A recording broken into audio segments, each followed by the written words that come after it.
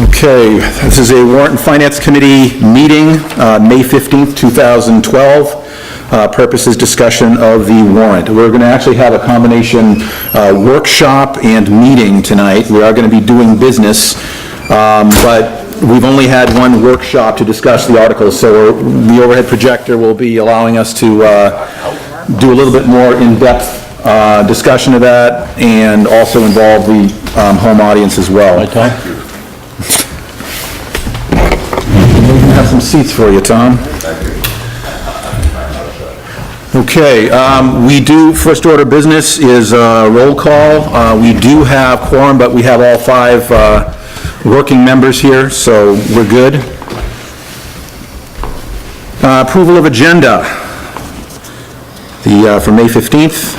Looking for a motion on that. Is there anything that we need to add? There's certainly not a whole lot we can subtract from it. I'll make a motion to approve the agenda as it's written. We have a second on that? A second. It's been moved and second for the agenda, and any discussion? Probably, I'm assuming not. All in favor? Okay, agenda's approved. There are no minutes. There is no unfinished business, and new business, we're going to opening remarks.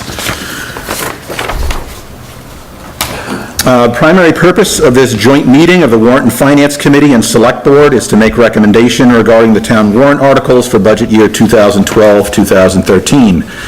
The proposed budget was discussed in the workshop of March 31st, and this warrant was released by the Select Board on May 4th and reviewed by this committee in the workshop on May 7th.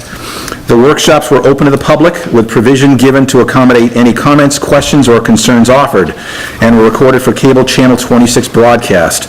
Those workshops were the ideal time to present warrant input to both the Select Board and the Warrant and Finance Committee.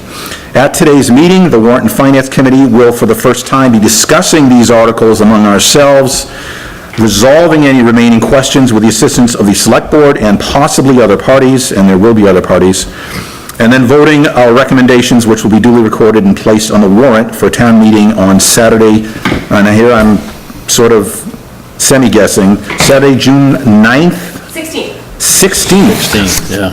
It's 16th. So we moved it forward, because it was 11th last year. Okay, so Saturday, June 16th, 9 a.m. at the Acton Elementary School. As fact-finding and discussion proceed this evening, I ask that this remain at all times respectful and professional and relevant to the article which is under consideration. We want to kind of move along as briskly as we can. Are there any questions or comments? And seeing none, we move on.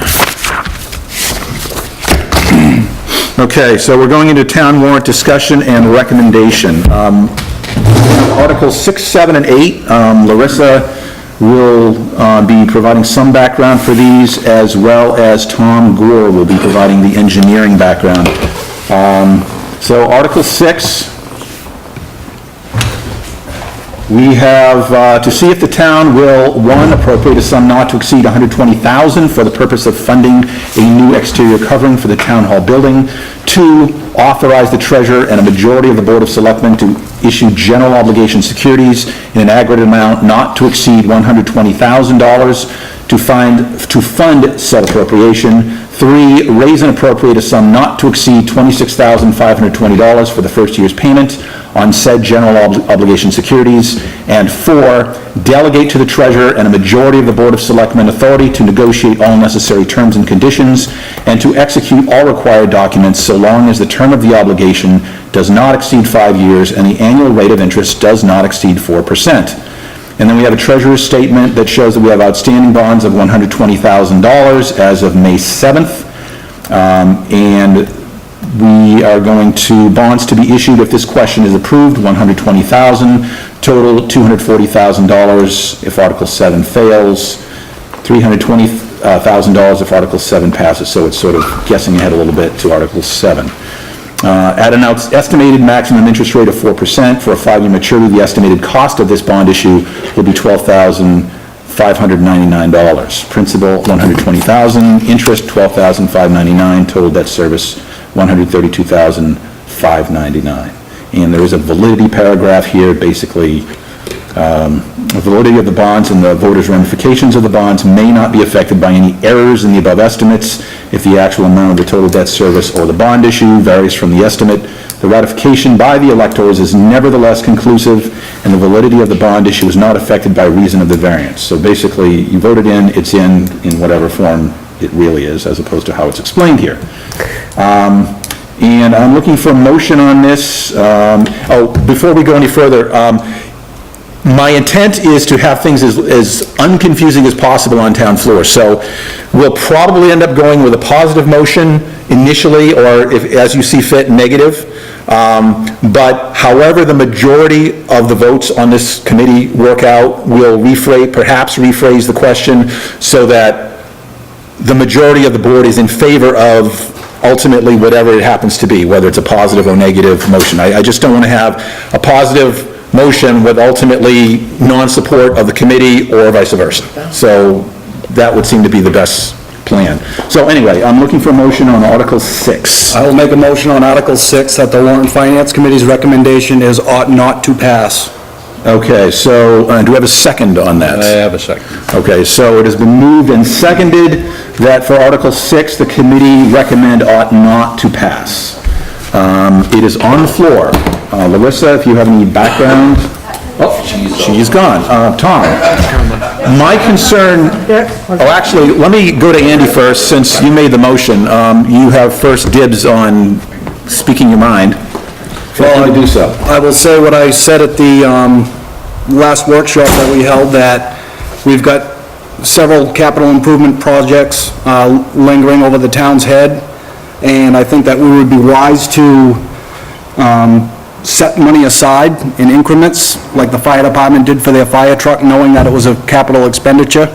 And I think that some of the research that's been done on the town hall is great. We know that it needs to be done, but I think that we should plan ahead, and I don't think that the town should be borrowing money at this time to do it, especially when we're knowing that one of the fire trucks is going to have to be replaced this year, and we may be looking at a special town meeting in order to do so. So that's my rationale behind the warrant, Article number 6 not passing at this time. Thank you. Larissa, since you're Sure. up at the mic, whatever background you may have, I'd appreciate. Absolutely. This is, when I came into office in 2009, the exterior was up for discussion then. I expect if we were to speak to Nancy, it's probably been up for discussion for many years prior to that. We have tried to do it with volunteers, and that never pans out. And what we do hear constantly from people is how embarrassing and shameful it is to have a town hall complex that looks the way it does right now. And the siding on this building is awful to look at. It needs to and we need to just decide what to do. Are we going to strip it off and replace it with a different covering? Are we going to strip it down to its bare bones and prime it properly and paint it? What kind of course of action does the town wish to take? As to saving up for that process, I would agree. Moving forward, the town should really start, and we have done that. In the last 2 years, we have set up many different capital reserve accounts towards future projects. By bonding it, the interest rates at this point are so very, very low that we could, as much as the bank, without having a request for proposal, was not willing to give us a number lower than 4%, there is no one that actually expects this loan to be taken out at a 4% rate. We are expecting far closer to 2%. And that we are looking at a year, even if this passes, we are still, this passes at a 2% rate, we are still below last year's budget municipally speaking, and that includes the increase that we're asking towards the fire truck. The fire truck is a concern. In our conversations with the current fire chief, Pete Smith, he's tossed out a couple of ideas. One is that if they do purchase the new truck that they would like to purchase, that truck will not be built for over a year anyway, and so we would not be looking at raising that money this current year. We will have $175,000 in reserve towards whatever fire truck plan we go forward with, and what is looking the best right now, and Pete Smith is still looking into this and will come back before town meetings with numbers to support this, we hope, is to lease our fire truck, which is what Milton has just done with their new fire truck and which a number of other departments are doing.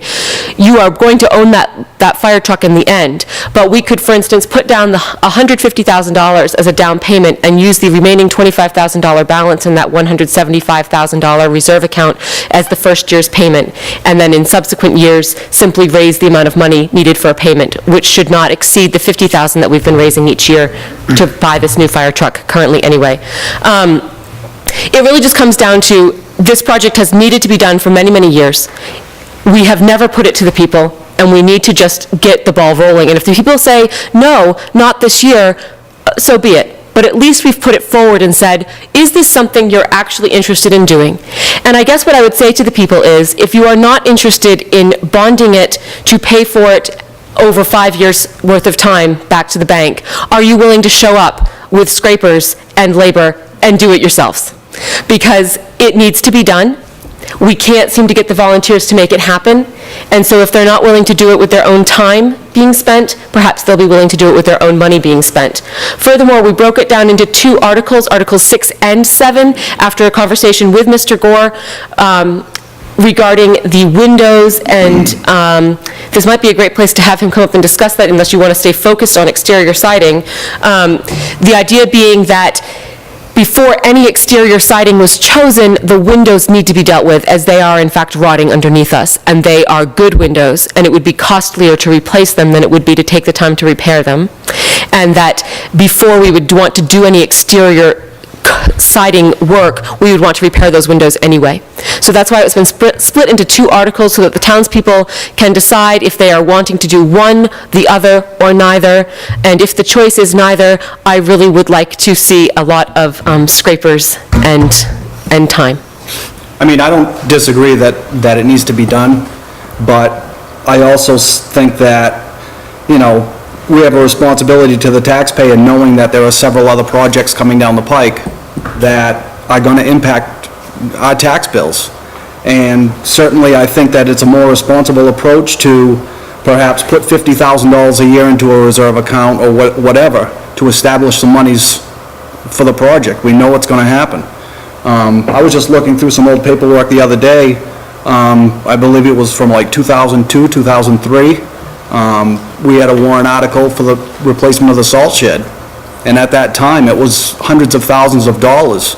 And the townspeople said, no, we don't want to do it now. You know, it wasn't the time, I guess. But that is still going to be an issue for the town at some point, that building's going to have to be replaced. And it's going to be a substantial number, you know, that we're talking money-wise. So 120,000 plus the other articles that are coming, I just think it's far more responsible to plan ahead and put some money into an account. And I think that is going to be something people are going to need to decide if we want to, either way you are going to be paying for that project over time. It's just a question of if you're paying for that project over time before you've done the project, or if you're paying for that project over time after you have done the project. The same thing with the revaluation. We borrowed the money to do the revaluation, knowing it needed to get done, and we've been paying off those payments. And we actually paid an additional payment this year. We had $46,000 additional that we did not need for that revaluation. We have paid that back to the loan, so that will be being paid off earlier. Same idea with this $120,000. We would only be borrowing what we needed, but this is a guarantee to the people that it would not exceed that figure, as that was the highest estimate that we were getting if we were to strip the building and start with brand-new cedar and finish it from there. Marissa, you mentioned that you had a couple of capital reserve funds. Do you know how much? Well, we have funds? we have a couple of them going on. We have the fire truck fund, which if this year's warrant passes, currently it has $100,000 in it. For the last 2 years, we've asked the voters for $50,000 each year. This year, we're asking them for $75,000 as a nod towards the increasing need of an immediate fire truck solution. But not to cause panic, we have worked it out with some neighboring towns. We are covered, which is good. It's why we have these mutual aid agreements.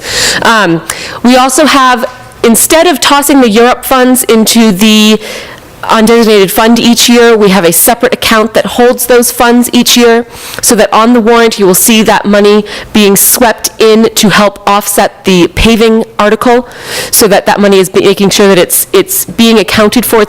In some ways, the reserve accounts are a way for us to just keep better track of where money is supposed to be coming in and where it's supposed to be heading outward. We are doing the same thing with plowing monies that are remaining at the end of a light plowing year. That money is being held for a bad year, so that instead of having to pull money out of the undesignated fund or having to go back to the people, which we've had to do a couple of times, and get more money that way, our first stop will be into this. So this year we have, I think, $22,000 that will be held over into that account to cover a winter that like we had last year, where more money is needed. And then we have our ongoing account that has the money from the sale of tax-acquired property. This year, unfortunately, we did foreclose on a property, and after paying the taxes on that property, we still had $7,000 plus remaining from that sale. That money has gone into that account this year. So we are slowly starting to work on kind of building up these accounts and building up these ideas, but it will take time. And we put this article forward because it's been something that I know for at least the 3 years I've been on the board has been up for discussion. There were many projects. The sand shed, Andy's absolutely right. That's another one that we very easily could have put on the warrant, and we didn't. And I can't answer why, because I don't think we discussed it as, should we do this one or the other. This one just kept coming up, and it seems like where interest rates are so extraordinarily low at the moment that this might be a good time to consider doing that. Thank you, Larissa. As far as the Article 7 windows, it does seem to make sense. I think they're somewhat inextricable with each other. Gonna risk taking it a little bit out of sequence instead of just discussing strictly Article 6, because I do think there's a little bit of overlap there, so whatever we need to blend in to this discussion to get the full value from Article 6, we can certainly do so. Tom, if you would be so kind to... do have a couple of comments. Excellent. Thank you. Because I have a couple of concerns that are specific to the engineering side of the house. Well, engineering or whatever. First of all, the siding certainly looks terrible. Okay, no question about that. Everybody agrees. However, the purpose of siding basically is to provide a weather shield to protect the structure. And as long as the siding is not literally falling off the building or splitting so that water can get behind it while it's running off the building, it's performing its job. Okay? What I'm suggesting to you is that the urgency of doing this from the point of view of deterioration of the structure is, from what I've seen to date, relatively low. In other words, it's doing the job, it looks terrible, but failure to deal with this issue this year will not result in significant deterioration of the structure. Is everybody clear on what I'm saying there? Okay. Now I'm not talking about this portion of the building, I'm talking about the new portion of the building. I did offer the Board of Selectmen several other observations on what was being discussed, and as Larissa has alluded to, I think the estimate in here is for cedar, and just a couple of observations. First of all, cedar is very soft wood, and I know that this estimate also included staining. Is that correct? This estimate would include back staining and okay. I suggested that really that's not a real good idea in our climate, and the reason is because staining does not provide a weather protective coating for the wood, and the ice, wind-driven sleet and stuff like that just etches right through the cedar, and the cedar will not last very well at all. You can do just as well with a good quality pine clapboard as you can a cedar clapboard in reality, but the important thing is to keep and maintain a good paint on the surface of it, because that is going to provide the weather protection that the whole system is designed to do. Okay, so that's the end of my comments with respect to siding, unless you have specific questions that you would like to address to me. Well, and of course, there's the options that shall not be named in a main town, which is the vinyl, the aluminum, the whatever else. For this building, they would perform, okay? It's not really a good idea, for instance, to put vinyl on an old building that does not have a good vapor barrier in it, because the vinyl traps moisture on the outside of the building and will result in deterioration. For this building, not this portion, but the new portion, vinyl would serve, or aluminum would serve. Needless to say, it doesn't have the appeal that the cedar does, but it would do the job. It would deal with the looks, and it would provide the weather barrier that the building needs. And I think this may go more to Larissa, should Article 6 pass, would that discussion of the specifics be another set of, and we will... Yeah, I think I know what you're getting to. I cannot certainly speak for a future board, and as everyone at this point should be aware, I will no longer be on this board as of June 12th. It has been discussed in the current board that this absolutely would be asked of the people. The idea was that we would have estimates for what would new cedar siding that was backstained and front stained cost, and what would it cost over 100 years, because the investment is beyond any of our lifetimes. I mean, it's a town building. It's not a building just, so what would that cost look like? Because you have to restain and so forth. The other estimate would be on cedar impressions vinyl siding was suggested. You know, would that be an option? And what would that cost over 100 years? You know, would we only have to expect to replace it once? And what would that look like? Pine clapboard certainly being painted, and what would that cost over that many years to have being scraped and repainted.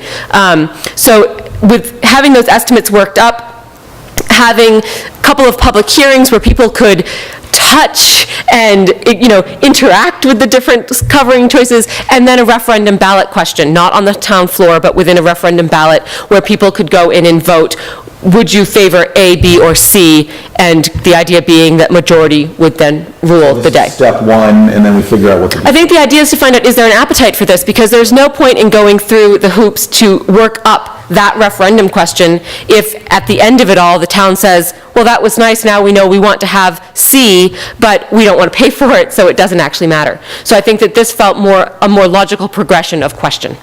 Thank you. Are there any further questions for Larissa on question 6? Yes, Mark? This says the town hall building. The entire complex. What about the old firehouse?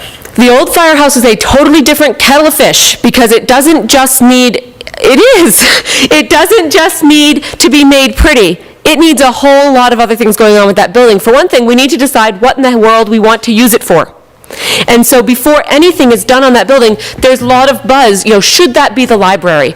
That floor we know in the library is not great to hold a library, but if that's going to be a library, it needs to stop being without windows, because libraries have windows. And so now you're discussing it, so that does not get included in this warrant article. The $120,000 maximum estimate is for exterior coverings for the town hall offices, the library, this physical structure. Contiguous building. Because Now, as far as I'm concerned, before we do anything to this building, the firehouse should be done. You've been kicking the can down the road now for 5 years, or maybe longer. I've been here 7.5. It's ugly. It's the first thing anybody coming to Acton Town Hall sees, and it, you know, Tom admits that we don't have to do this year, as far as the town hall is concerned. From what I've seen, and I haven't gone thoroughly over the building, if anybody's aware where there's siding leaking through or split or falling off the building, that would be a different issue. I haven't inspected the building closely, but from what I've seen. But to me, I mean, you know, you've got the salt shed is structural. We know that for a fact. And we're discussing $200,000 worth of repairs on a building that we could, I'm not a member of the committee, Andy. we could put off, but, you know, I'm just, If you'd be so kind, and I apologize for playing musical chairs with you, but this should be the final round on... but I mean, knowing that, and also when we get to the article in regards to social services, I mean, we had, you know, a number of people come and make requests this year, and some of the requests are up. The need for the food pantry has increased. I mean, it should show us that that's a sign of, you know, and guarantee, community need, and in a year of community need, knowing that, we've got, potentially, I keep going back to it, but the fire truck, if we end up with a special warrant, special town meeting later this year in regards to the fire truck, I just think that it would be misguided to approve $200,000 worth of cosmetics, knowing when we have these other things lingering over our heads. I'm not disagreeing that it needs to be done. I'm not disagreeing it's an eyesore. I totally agree with Mr. Lowell as far as the old fire station goes.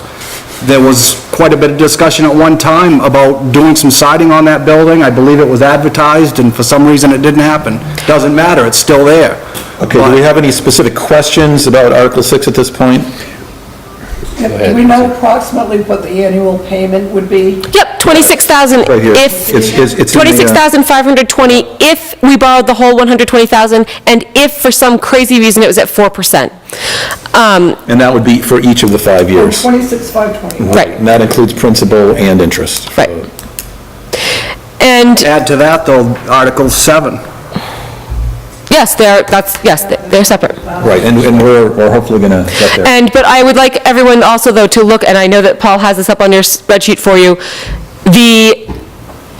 it does not result in an increased tax burden. And what I would also suggest is that the goal of the current board has been to keep that tax rate steady.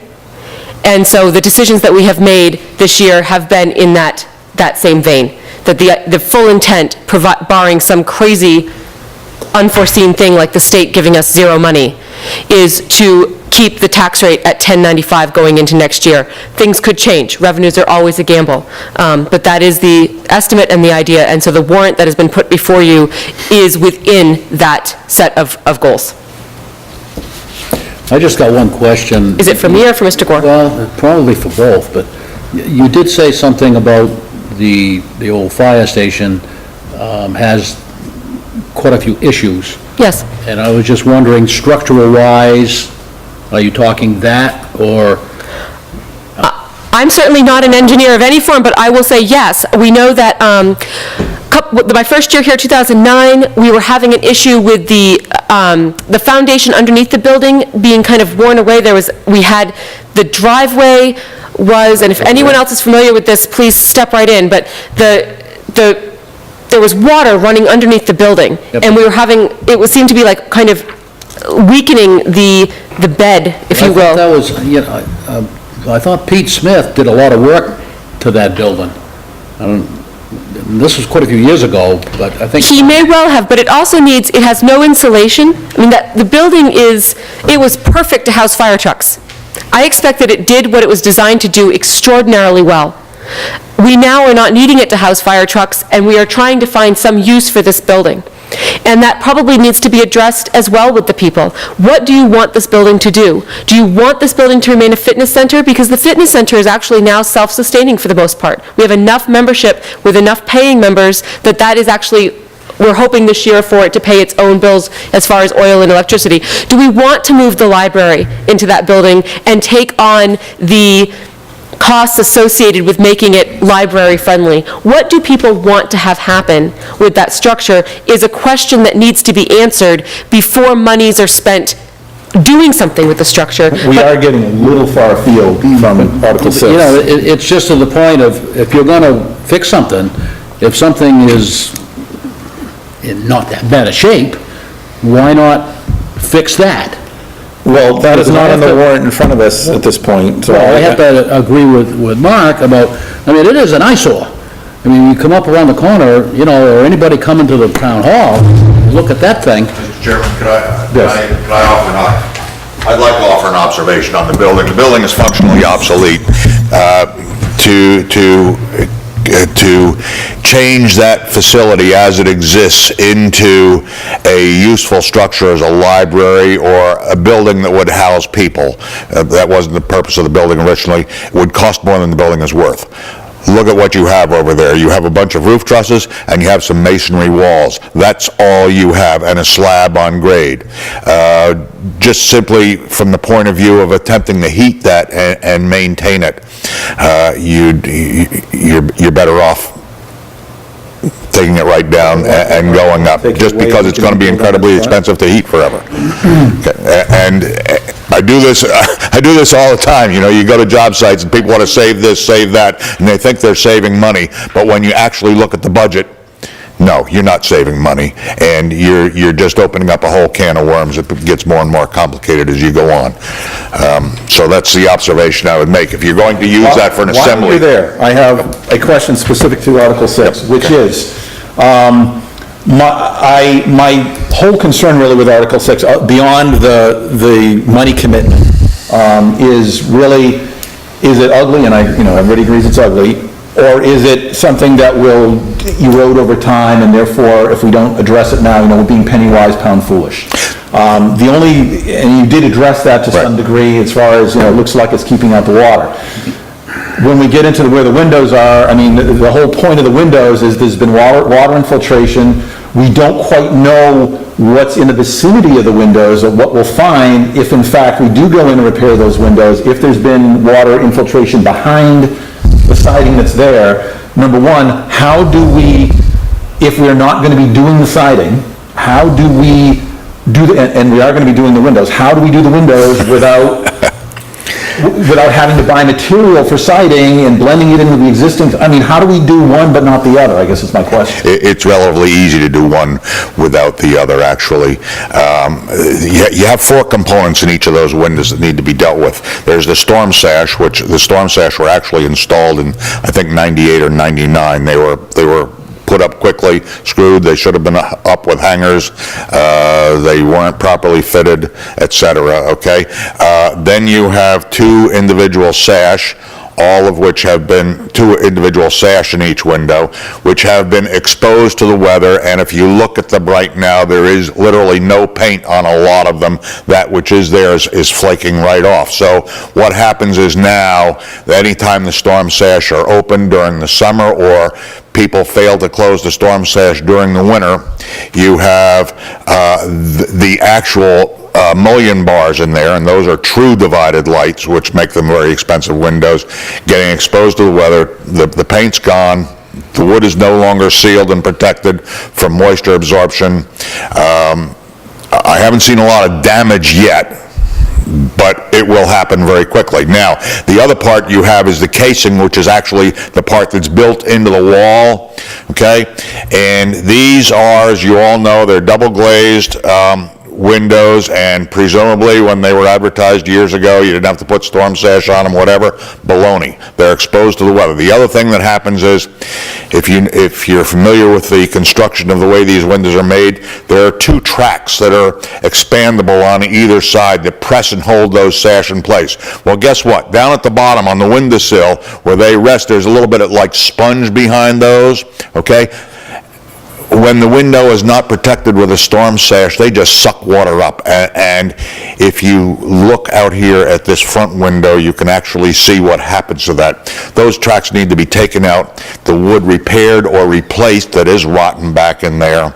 And then that area, which should have been painted when the building was constructed, okay, but never is, all right, sealed up to prevent future penetration going in there. But that's all attackable from outside without getting into the siding. And So we can logistically keep them as separate? yes, you can. Yes, you can. Okay. Okay.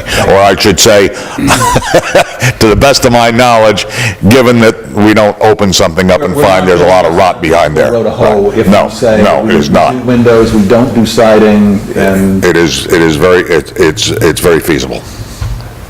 Thank you other very much. point- the other Any point- further questions for Tom on Article 6? No, the last point that I would make is, I would also agree with, when we met, one of our workshops, Ted also mentioned the option of doing like, setting aside a certain amount of funds per year and doing like 1 side a year or 2 sides a year, depending on how far that money would go.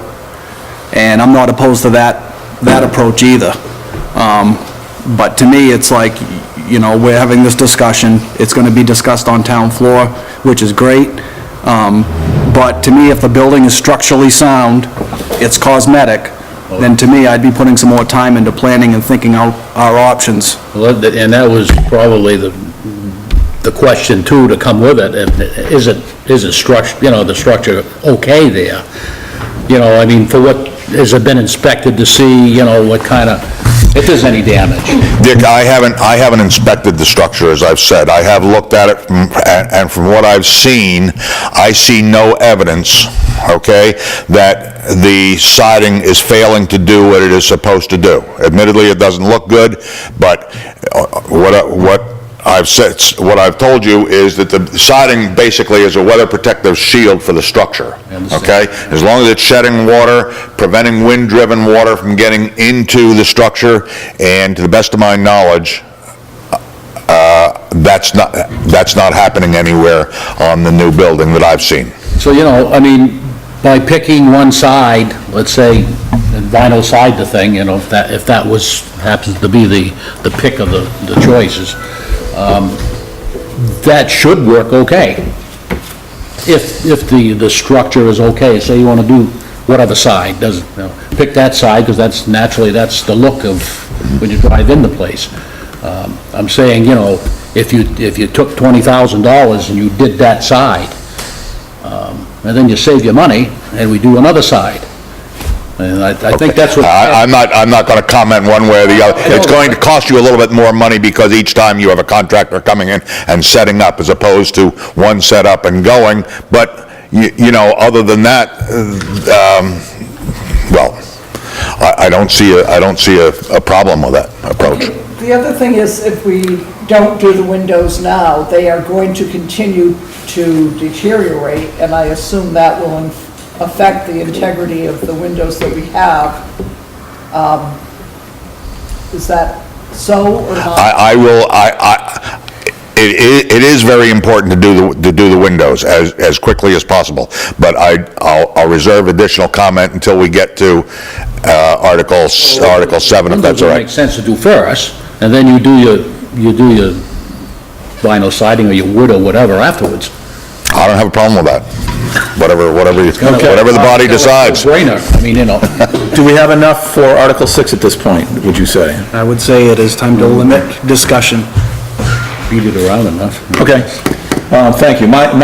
Really the whole thing that I wanted to kind of get fairly clear here was aesthetic versus structural. And in fact, that's my concern for both points, and I'm pretty sure the answer is different for both Article 6 and Article 7, but that's neither here nor there. It has been moved and seconded to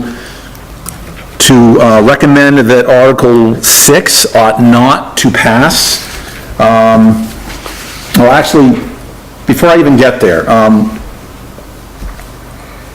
I think, based on this discussion, I have been swayed. My initial perspective was more along the lines of, it's going to cost more, the longer we wait, it's going to cost more, and the interest rate is never going to be lower than it is now. But I do see some merit in the piecemeal approach, if in fact that makes sense. But if we spend twice as much doing it in 4 different sessions than we would if we did it in one, that's counterproductive. So that remains to be seen whether in fact that's going to work or not. And this thing is Well, I don't think it's gonna, posing on me. I don't think it's gonna be double the cost. Well, That's, it's theoretical, but, if you get a contractor to do the work. but I have been reasonably persuaded tonight that it is not structural. I was concerned that the windows, they're gonna have water seeping in there, and we're creating a bigger problem for ourselves down the road. But I'm reasonably convinced that that's not the case. It's strictly aesthetic, and I think everyone at town meeting can judge for themselves what it looks like and how much they're willing to pay to have it not look like that and when they want to do that. So I think that's kind of beyond where we have to go here. So my impression at this time, it would be the ought not to, even though I started out the other way around, for more structural reasons. Any further comment from anybody before we bang into the... I say that we vote. Okay. Thank you, Tom, for the advice. Yes, highly appreciated. That helps. All in favor of the motion to recommend that Article 6 ought not to pass, so signify. And it's 5-0.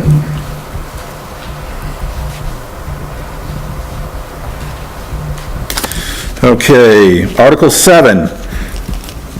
And again, my PC is mildly on the fritz here, so I apologize for the lack of visuals.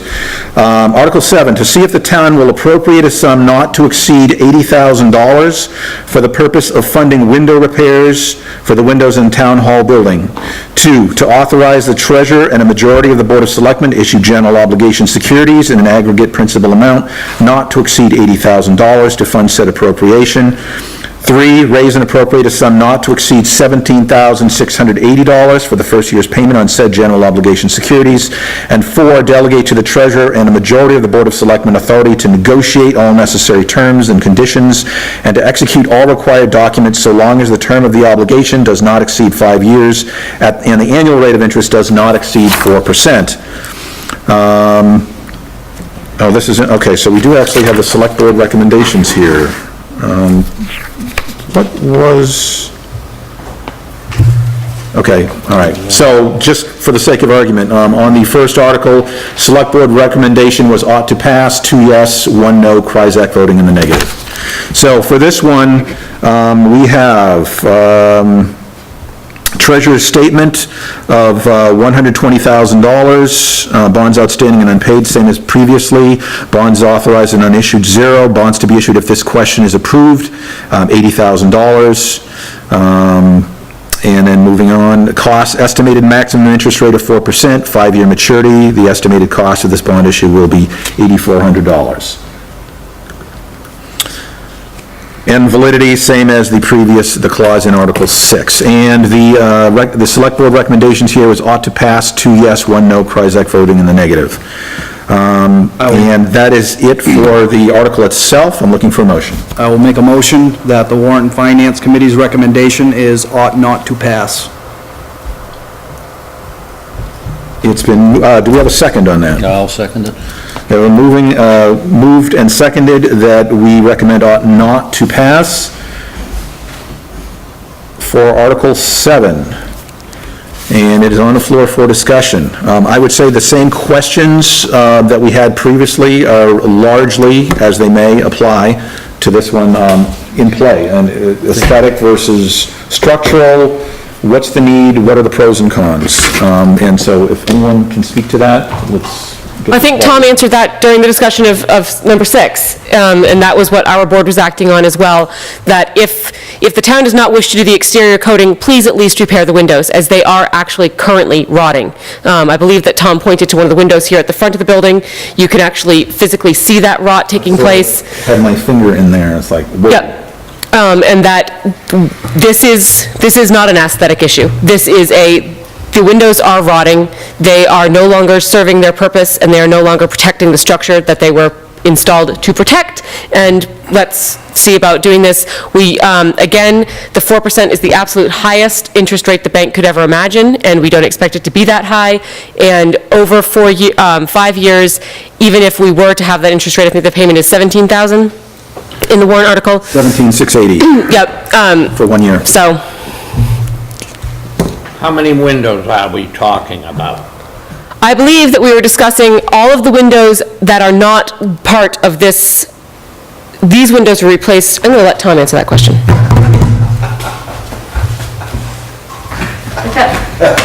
Thank you. I responded to questions from the selectmen with respect to the windows, addressing the windows in the new building. Those are Marvin windows. They're probably on the order of $1,500 to $2,000 worth of window each one is, when they were new. They're individual, you know, the fact is they're individual pane, true divided light, which makes it a very, very expensive window. They're also very large. Okay? They are deteriorating, and they will continue to deteriorate. And the rate of deterioration is proportional to the extent of deterioration. In other words, the more deterioration that occurs, the faster the deterioration will occur. Well, you already have a case where a portion of the casing is going to have to be replaced on at least one. I'm not aware of any other cases where the sill is actually rotted, but if you go look at the sills by walking through the building and opening the windows up and looking, you'll see that there are several things that are happening there. First of all, those were fabricated from finger-jointed material, which means they're more susceptible to deterioration and moisture getting. They absolutely need to be coated constantly with a weather protective paint barrier, and that hasn't been on there for 10 or 15 or 20 years. Okay, the windows are approximately 30 years old now. So they're deteriorating rapidly, and if you don't address the issue within a couple of years, a few years, you're going to be replacing them because it will not be viable to repair them. Now, just thinking this through a little bit earlier this evening, my guess is that probably 20 to 30 man-hours per window right now, including the storm sash, the individual sashes and the casing, would solve the problem. Between 20 and 30 hours per window. $1,000 came from. I have no idea where the $80,000 come from. Okay. The $80,000 simply came because we asked Mr. Gordon, he was very clear, he's like, I don't give estimates. He said, I think you should assume that the windows would cost approximately 2/3 of whatever you do for siding. Well, guess what, everyone? 80,000 is 2/3 of 120,000, and since we did have the $120,000 estimate as our absolute high estimate, we figured we might as well put the worst possible case scenario in the warrant, because you can't raise things on the floor, and if we approve the 80,000 and it ends up only needing to be 40,000, we're covered, but we couldn't have gone the other way around. So that's where the $80,000 came in. Thank you. Mr. Chairman, Mark, I think you have a Yes. question. Thank you. Mark? I replaced the windows in my house with triple pane, low E windows. So I don't have to screw around with outside windows. It costs me $1,000 a window. That's why I'm asking how many windows are involved. $80,000 to repair those windows is ridiculous. I had nothing to do with preparing the estimate, and I've just told you what I think it's going to take to solve them. My Okay. suggestion would be to replace them with low E, triple pane windows. Vinyl windows, you don't have to worry about painting them, you don't have to worry about them giving out. Okay, now you're talking about ripping out and installing new windows. The likelihood is that they would all need to be, it'd be a special order, but that's not a big deal. You know, that's an option. And the second thing is, if you decided to do that, you might be able to apply for either a state or a government grant, because this is making this building more energy efficient. My feeling. I'm here to offer technical advice. Drop the ball on these two articles. The people are gonna come to town meeting and laugh at you. Now, Happens both ways. can we make this similar to what we discussed in the other article, that, you know, we're basically judging the will of the people with this article, and that perhaps the details as to whether, you know, if we go pinpoint repair according to what each window needs versus, you know, again, sort of up front trying to figure out whether it might be more efficacious in terms of the money element of it, to go right around it and replace, or fix because, gee, this would be less than a replacement, this would be less than a replacement, et cetera. I mean, or is there some game plan in place that should Article 7 pass, we know exactly what we're gonna do, and it's just gonna happen without any more input from the town? And I grant you that your term is up the 2nd of town meeting. Actually, 4 days prior. So I will be happy, I will be there, though, to be laughed at, Mark, don't worry. I will stand my ground on that one.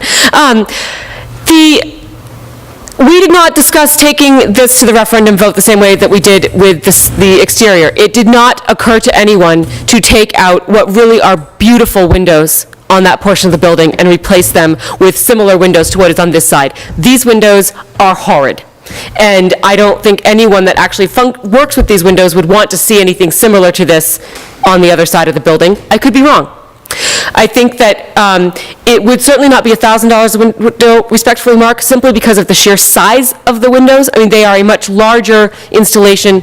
But that could be dealt with on the floor. If the people said, okay, couple of things. One, we really don't like that $80,000 figure, and we think that that's crazy high, then that could be adjusted on the floor easily. The people could say, we are interested in repairing the windows, but we don't wish to see that exceed X number of dollars. Also on the floor, and this is the beauty of town meeting, the people could amend the warrant to read, we approve the expending of this funds with the understanding that we as a town body will be given the options to replace or repair at a future referendum ballot vote, if that was of interest to the people to do. So those are modifications that can be made on the floor. We needed to get the question out and find out if people were in the mood to do anything cosmetic and/or preservation-wise to the town hall building, and that is what we were attempting to do.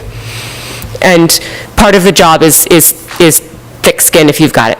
I would like, Thank you, Marissa. I would like from Mr. Lowell's point of view, I'd like to know how many windows we're talking about so that we can get a feel for how much money are we investing into each window.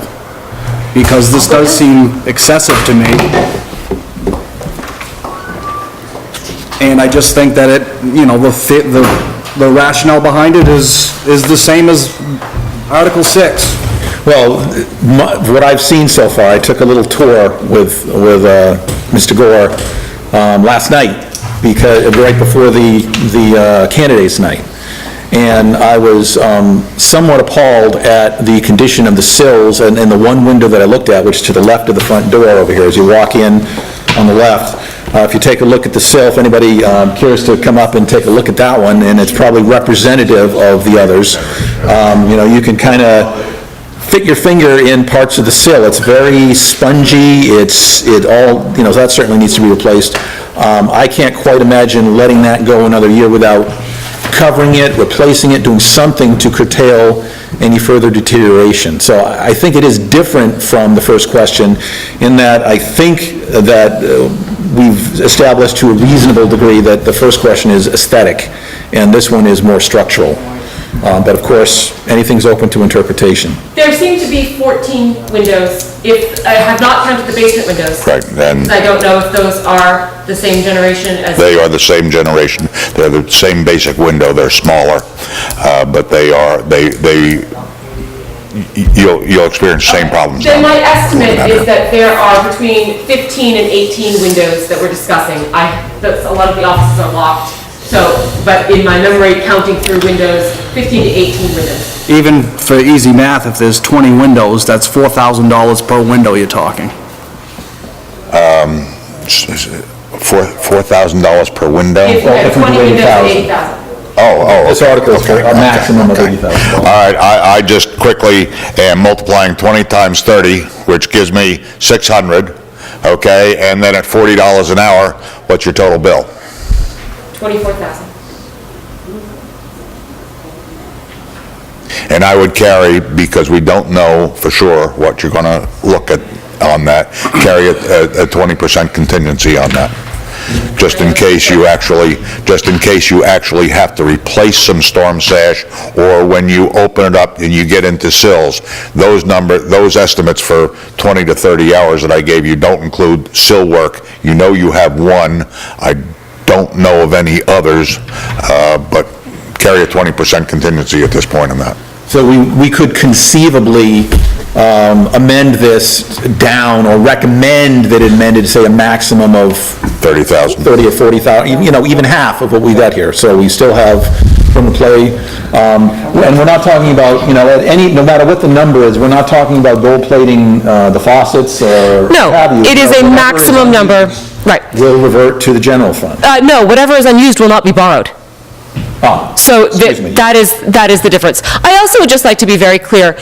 when you're talking about projects like this, it's not, where we don't know that it's going to happen, we can't, and none of us are contractors, okay? And it hasn't happened before. We haven't done window repair before. Asking somebody to come in and say, how much would it cost for you to fix these windows for us? It's going to take a lot of their time and their energy, and we're not having a lot of luck with that. We did ask for a couple of people to come up with estimates for us about how much would it cost for each exterior possibility, and they didn't come back. And we can't really blame them.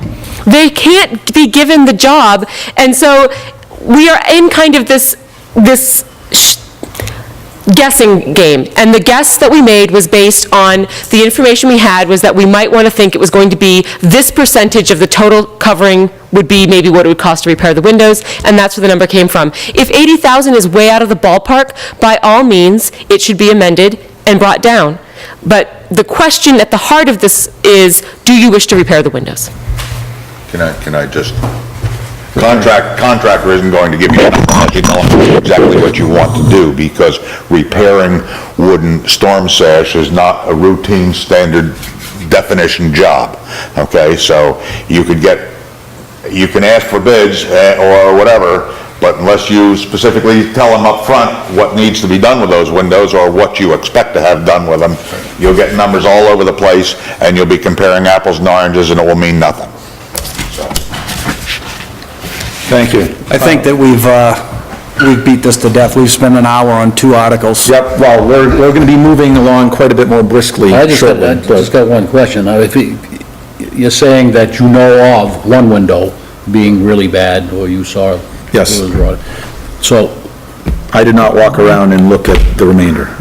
so we pick the worst windows and we repair them, or we fix them. That's an option on the floor. Absolutely. To keep the cost down. And that's why it's going to the town floor, so that the people can decide what do they want to do. Because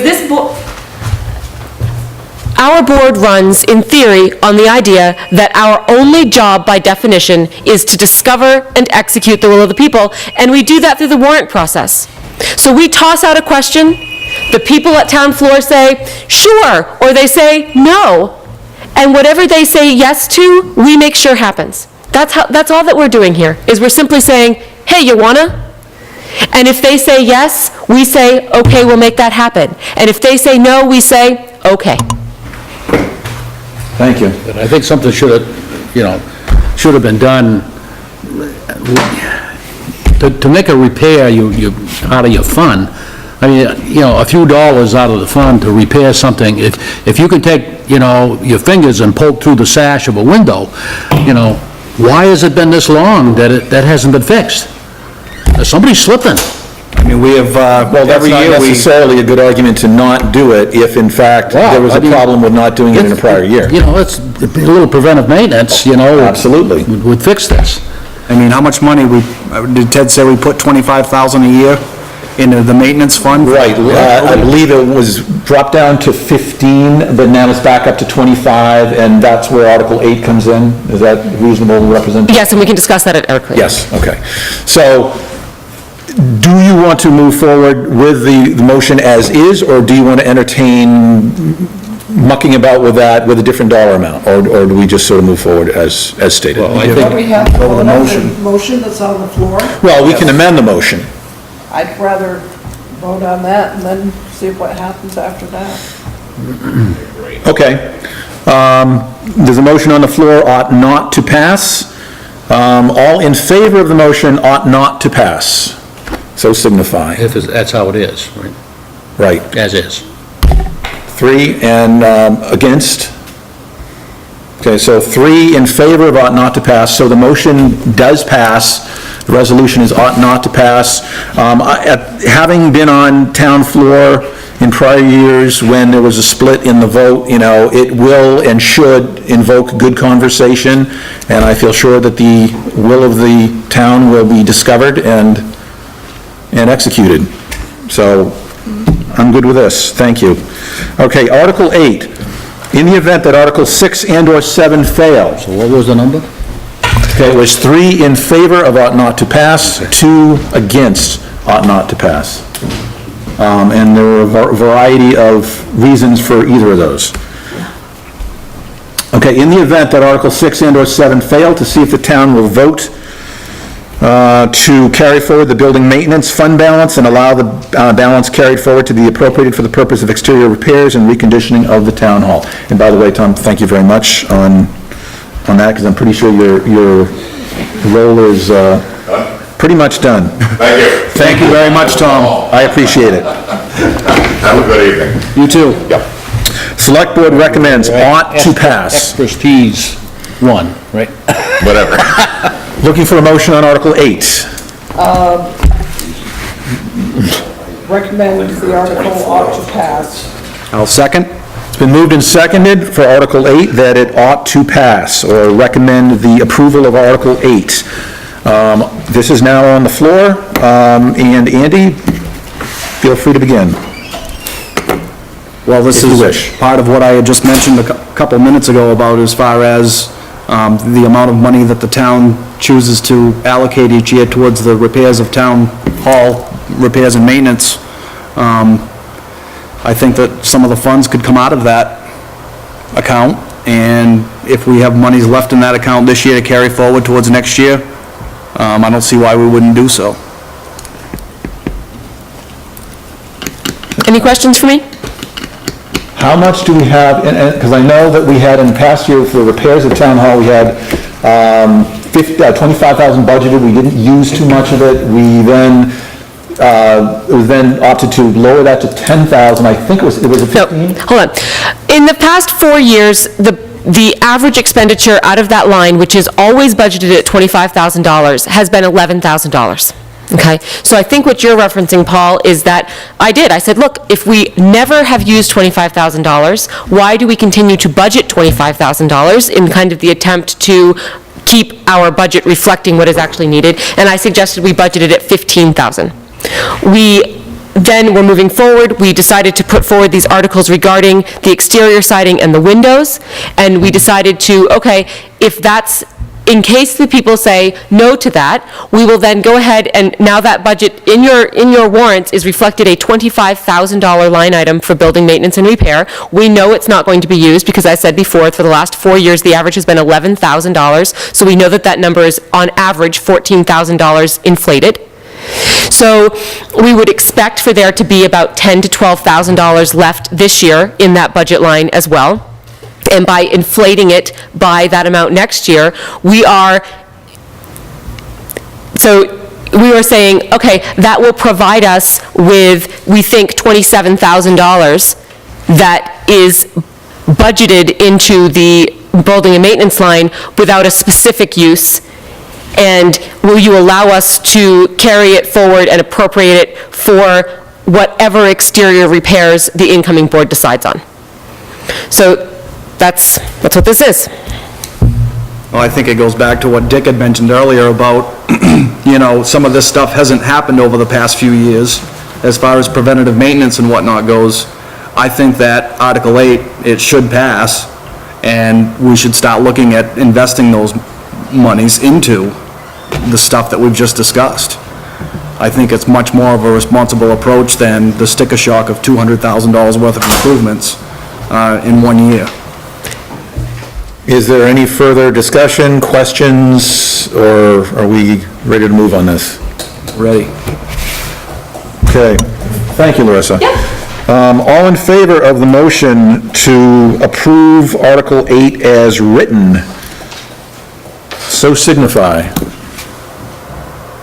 5-0 in favor. The motion to make that recommendation passes. Article 9. Oh, excuse me. I'm going to jump ahead here. I've asked our road commissioners here to address what may be one or two remaining questions on Article 24, so if there are no objections, I'm going to jump forward to Article 24. Scott Mooney had a scheduling conflict and he was not able to be here. David Winchell Jr. is here. Does anyone, and I think I mentioned this earlier on, just to see if anybody could recall, if there are any remaining questions on this. I know there were, I just don't recall what they were for Article 24, and before we get into that, I'd like a motion on Article 24, please. I assume you've all, Recommend approval of Article 24. I'll second.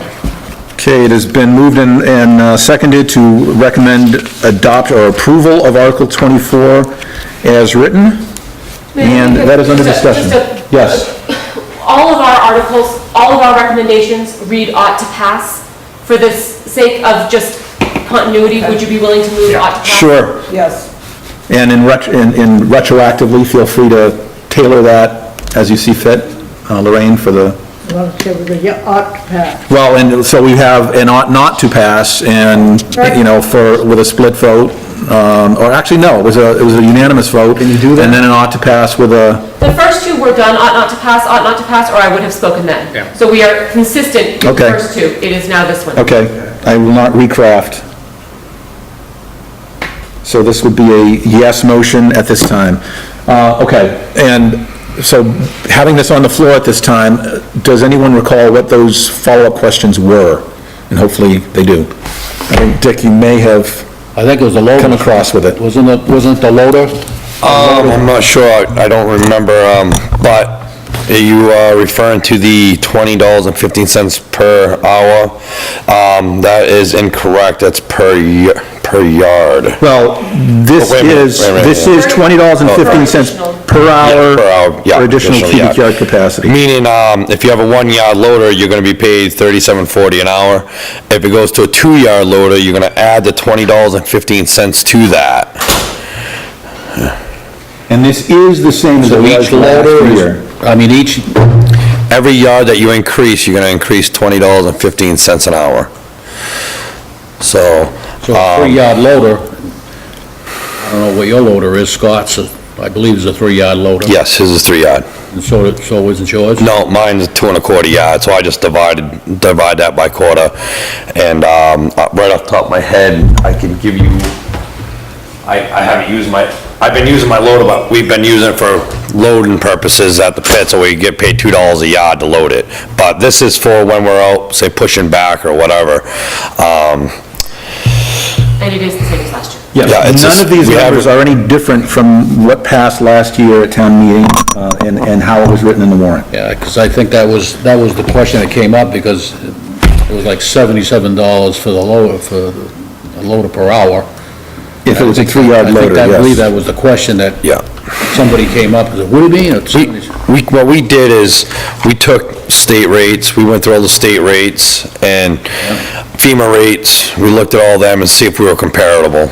And so, this was the best formula we could come up with, because the problem is, one guy might have a 1-yard loader, very rarely do you have a 4-yard loader running around Acton pushing back snowbanks, but for some reason, if there was, obviously it would be worth the $100 an hour it would almost be making, because that machine's worth about $500,000. But, if it was a new one. But, so this was the best formula we could come up with to make it so we can make this rate up for whoever did work for us. Are there any other questions? No, but that's what I had come to mind, that believe that's what run around the floor. Yeah, There may be something else, I don't know, but I know that happened to click in my mind. But if these are the rates that the legislative body supported last year, I don't think that we should reinvent the wheel. Right, I think the only thing, that came up, and it comes up every year, pretty much, is the thing about the cutting edges and bolts, and, it tends to be up for discussion every year, and depending on the will of the people that particular year. Although, I'm seeing here that we did do state rate, the last couple of years. So we were at a structure similar to this prior to 2009. We went to state rate for a couple of years, and now we're coming back to it. Yeah, we decided to go this route. This used to be similar to the route that used to do back in the day, when we voted on state rate. The only issues we had with that, was our crew those guys got paid for what they did, if they were running a shovel or a piece of machinery, and you spent more time trying to figure out exactly how many hours you were gonna pay him for one rate, then go to another. So when we were doing payroll, you'd have him, one guy on there for 3 different rates in the same day. So, and one of the other problems we were finding with the state rate was, there was a lot of stuff that wasn't on there that we use. So we were having to go and make rates up anyways. Well, not make them up, but, go out and try to find, is this a comparable rate? Does this work? So, we went back, Scott and I did some research. At the time, fuel increases and all this other stuff, so we thought it was a good time to say, okay, we'll use state rate as a reference, see if it works. I mean, there was some stuff on the state rate, like our 1-tons, we were getting paid, I think it was $15 an hour for our 1-tons. It was, The next one that came up. it was ridiculous. My tractor with a sweeper was making $15.99 an hour. I mean, it was just, But this did work last year. this did work. Okay. I don't believe there's anything on here that I had any questions on. I was relatively happy with everything that we had on here. I think what Scott and I came up with works. I think this continues on to the next page, doesn't it? Yeah, and with the fuel, But that didn't actually get invoked this year, right? It went up into the increments, but didn't hit the 25 cents. yeah, it didn't go over the 25 cents, Yeah. so we figured we'd just keep it right where it is for now. Is Okay, this thank you. multi-use tractors, is that like a skid steer? Yeah, that would be Scott's skid steer. Yeah. So we call it a multi-use tractor because he does all kinds of different stuff with it. Yeah. Okay, thank you. Any further questions? Thank you. Was there anything anything you briefly wanted to I don't talk believe, about that was germane to this? no, I think everything, yeah, I think everything else on here, I believe that we're A-okay with, as Okay. long as you are. Yep. I have no further questions, and I think the committee has none. David, I thank you very much for being here We got a couple tonight. more articles there. Do you want to skip right over to the, we got 26 and... You're talking about for the budget 25 area? 25 and Does 20. anybody anticipate any questions for the budgetary side of the house for roads? Whether it be paving or, and I know I'm jumping ahead a little bit here, but I know that we've at least overviewed the numbers at the March 31st workshop. Do you anticipate needing additional? Nope. Is the schedule for paving, are you on? 2 weeks. Are you on the docket for, Yeah, FR Carroll, as long as the rain hasn't screwed it up, we were figuring a week and a half, 2 weeks, he was supposed to be, as long as it coordinates with Scott, but I told him we both figured that we were gonna be on, we wanna try to get at the same time, so he doesn't come twice to the town of Acton. Right now, we're looking at 2 weeks being paved. why I asked that, because I think we run out of time last year. It's not that we ran out of time. Things didn't get done. Well, we also had, pretty early winter, we both decided that, instead of putting down new hot top and letting the plow trucks hammer it for, we'd rather put it down in the spring and then let traffic do its thing and wear in a little bit so that That's why, get it down now and not wait till August and... Yeah, I mean, right now, what my plan was getting the hot top down, and then if I get the extra 90,000, then I could continue on from where I stopped to kind of, go along with the same project, so it'd be kind of in flow with what we've got now. So, and Scott, his project was a little bit larger than mine that he was doing, so he needed a little bit more time. Okay, I'm going to stop you right there, if I may. Let's finish up this article and then move on to the hot top, and at least we'll be making some organizational progress here. So for Article 24, we have on the floor to approve as written. Ought to pass. Excuse me, thank you. Thank you for the reminder. Ought to pass. I'm sure that Lorraine will be translating as we go, but it would be sort of nice if I used the right phraseology in the first place. Ought to pass. And all in favor of this motion signify by raising your hand. Okay, 5-0 in favor. The motion passes. Okay, so I'm now going to jump to Article 26, because that seems to be what we're talking about here. Well, we got 25. Well, we do. Yeah. But we're sort of in the middle of a conversation Okay, on 26, so I'm going to make things totally incomprehensible here. And now 26, what we have from last year, basically what we're talking about is, $180,000 versus $196,521 from this current budget year that we're in right now. So it is a decrease in what was requested last year. There was a fair amount of considerations last year. This year, we're down to straight 180 with some coming from the capital road improvement funds. Article 26, to see if the town will vote to raise $111,984 and appropriate $180,000 for road surfacing. The remaining balances to come from the road capital improvement funds. Funds to be expended as follows: $90,000 for District 1, $90,000 for District 2. And the Select Board recommends, I recommend this ought to pass is what the selectmen recommend. Looking for a motion, please. ought to pass. It has been moved that we vote not, ought to pass, or we recommend ought to pass. Is there a second? Second? It's been moved and seconded that this committee recommend ought to pass. It is now on the floor for discussion, and this is Article 26. You're gonna be close as far as the numbers?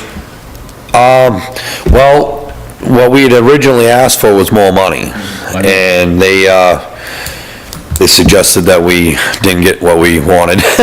So, Invading the select board? yes, originally I believe Scott had 101,000 and I had 95,000, and so I guess Scott would have taken $1,000 hit, but I suggest that we both have $100,000, and then they suggested no, that we would go 90,000. So, I guess beggars can't be choosers, so we took what we could get, but, and realistically, this right here is just, we're trying to pacify, but we need a lot more money than this, and the surrounding towns, Shapley and the other towns in the area get a lot more money. For instance, I believe Shapley, and I don't want to misquote, but I think it was almost $200,000 aside. I think it is, because You know, I saw that in the book. And it's very hard, these numbers here at, I think, the quote that we'd originally got a quote, I believe, for $62 a ton, and now we're at 69, and I've seen quotes for next year, and they're talking $84, $85 a ton. You know, I've been quoting on some other stuff. So, you know, these numbers at $90,000 is not nearly enough to maintain, like we were talking, you know, what came up last night. There is discussion out there that we do have to pay more, and we've already been behind schedule for many years now. How about when we're combining what probably amounts to a lot of unused funds from paving from last year, right? Because the early snow season. Last year. And, you know, combining the end of last season essentially with the beginning of this season in two sets of funds. I mean, wouldn't that make some sense of efficiency in the paving? What we did last year is, the article was written up as paving and reconstruction, okay? And because with some of these projects, we don't have enough money in the 84,000 that were originally appropriated to prep these sites, so we haven't used some of that money for it, so that's not helping us either. So, by taking the cut. Road surfacing. Yeah. And there was some question, I believe, in the discussion last year, what exactly does that mean?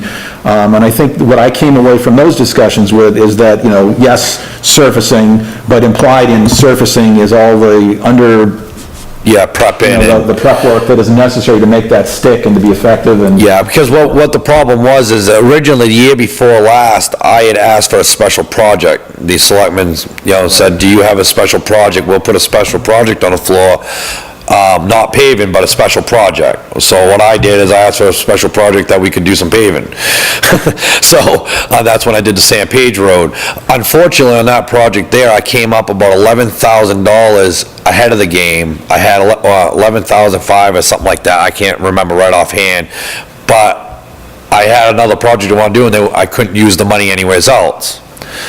And I felt that, here we are, we're lacking on paving now, and when you have $11,000 sitting there you can't use, we didn't write it up correctly, so by writing it up as paving and reconstruction, that way there, if I do a spot, I can go do another spot. That if I have some money left, so that money doesn't just go back in the general surplus or whatever. And that was a lesson definitely learned last year, it did get rolled over. That was one question I had this year.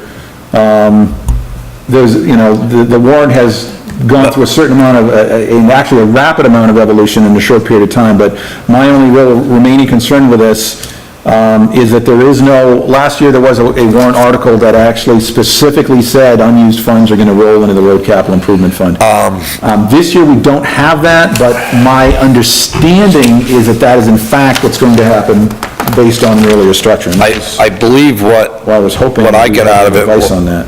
what I got out of it was that any paving money was gonna roll back into the Europe fund account that Larissa was talking about. Right, and we're rolling over District 1 and 2 road services. Yeah, into the Europe. 6, I think. Into Europe fund capital improvement funds, that's the one you're talking about. That's why, we're only gonna have to raise 60-some thousand, 69,000, 68,000, whatever. Right. Okay, because of the, Europe funds collected or whatever, so. so Raise in other words- 111, because we've already got 69,000 in the account.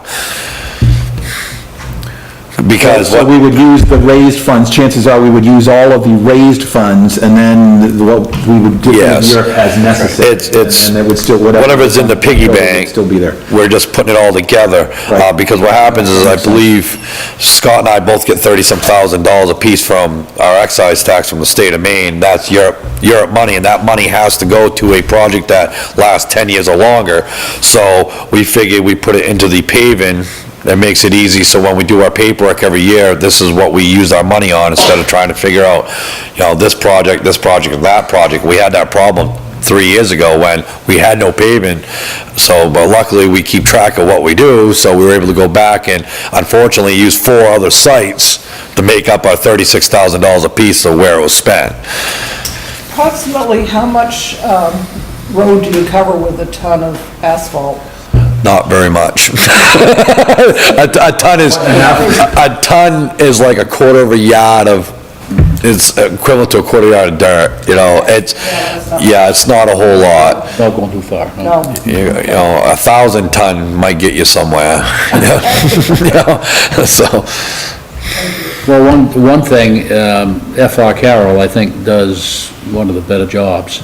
Yeah. I mean, you look at their job versus, and I'm not knocking anybody, but, versus, let's just say Dayton or something. It just, there's no comparison at all. I've had good luck with Dayton. They did the San Page Road project for me, and that road's holding up really well. That's one of them Yeah. that did, but. Yeah, well, it's preparation too,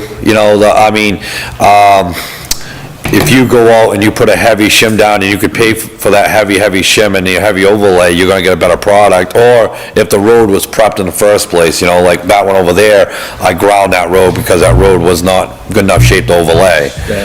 That means a lot. Why I say that, because Scott had done a piece on the H Road, must be at least 3 years ago now. Carroll did that piece, and you don't see any problems at all with it. And it was minor prepping. Yeah. I mean, for some reason, I don't know if it's me, but it's just, for some reason, his pavement is tight or something, Yeah, both those guys run state spec on all this stuff. I mean, they're all certified. I guess. But every road is different. Like Sanborn Road's held up pretty good, and Bobby Torno did that one. So, I guess If you want to see the difference between a road that hasn't been prepared and a road that was, they did Milton Mills Road, 5/8 of an inch. And it's virtually gone in places now. One good rainstorm will They get did rid of the that. same thing on 91 between 236 and York. And the road was good before, and they put down the same 5/8 of an inch, but it's still there, and there's no cracks, no nothing. Yeah. But it had a base under it. Yeah, well, that's the problem you got. Excuse me, Dave, and I'm going to want to focus on specifically this article, if I may, just to kind of keep things from drifting too We'll see far. another one, because Pike is gonna do 109, right? Is that what they- Yeah, Whatever they're gonna do. I'm not sure what, they're setting up quite large to just shim, so I believe there was something else that they were gonna do. They got stakes out there, they got, there's something going on. I'm almost thinking they might do one of those deals where they grind it, the top layer off, which is, to me, kind of a waste when the bottom underneath is no good, but, The bottom, The way they described it in the paper, they're doing like 3 miles from 3 miles? they're doing it all the way to where they stopped up here. New Hampshire line, No, whatever it is. no, they're doing right to where they stopped paving last time, right here by the tennis courts. Well, I think it was last year. It's not called road paving, it's road reconstruction. So I don't know, That definition is, but Pike's doing it. right. And always before, it's been the guy from over in Limerick. Well, Can did it. we refocus, please? we've got to dial in that over here. And we're, yeah, 3. yeah, I mean, we Yeah, sort of need okay. to kind of focus here. we are, we're focusing. Okay. Larissa, can you comment on this? And this was one of my 3 concerns here. The business about the rollover and the fact that we don't have an article this year that specifically rolls unused funds. How much Thank you, David. Where are we, guys? Article 26. Now, last year, we had an Article 26 on top of the 25 that basically took the unused funds, make sure it was back in the Right, capital okay, account, yep, capital yep. improvement account. Yep, I We need don't every- have that this year. I'm certainly willing to say, gee, I'm totally off base. No, You know, we- there's some other thing going on here that I don't really see quite yet, but where do these unused funds go from? Yep. And I think Dave may have hit the nail on the head when he said that, that there's some portion of this that are Europe funds, and unless they're used, they'll stay there, therefore we don't have to worry about it. Everyone, please, I'd like to call your attention to, within the article, it says $180,000 for road surfacing. Please fast forward to Article 36, and you will see in the, allow the balance carried forward to be appropriated to the designated department, District 1 and 2 road surfacing. Right, but Okay? what puts it in there? Article 36 puts it in there. So if we, so we have let's say that the town votes that, yes, they're going to appropriate in Article 26, $180,000 for road surfacing. Yep. Our road commissioners, either through very foul weather and they therefore cannot get to the paving prior to July 1, or they come up with a long-range plan that it results in them wanting to do a larger amount of paving the next year, et cetera. That's their job to decide. And we only use $160,000 of that, so there is $20,000 remaining. Yep. Because of Article 36, that money will be carried forward and able to be appropriated towards road surfacing only.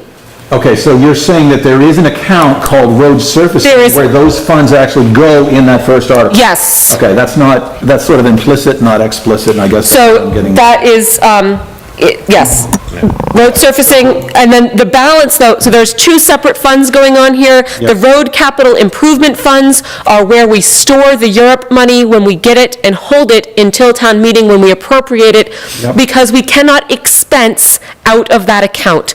And so in order to be able to expense, this is an accounting issue, we have the road surfacing account that can be expensed Okay, from. so as long as those funds are in this intermediate account, that therefore they're available to be rolled in Article 36? Yes, That does take care of my concern. okay? Thank you very much. You're welcome. Okay, so, where did we, actually, yes, we did. I don't think you voted, Paul. No, we did not. We had the motion. No, we're still sort of in the middle of discussion here, but I think we have enough to move on. Any further discussion, question on Article 26? Okay, all in favor of the motion to recommend ought to pass on Article 26, so signify. 5-0 in favor, motion carries.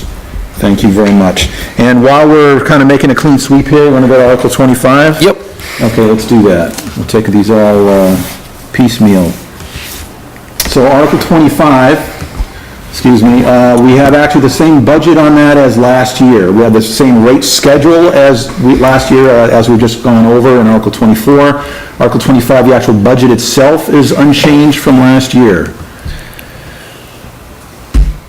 I'm looking for a motion on Article 25. Motion ought to pass. Second. Second? Okay, it has been moved and seconded that Article 25, we should recommend ought to pass. And the article is on the floor for discussion. Is there any, basically, these numbers are exactly the same as they were last year. They're in the same, slightly different order, but the upshot is the same from a legal perspective.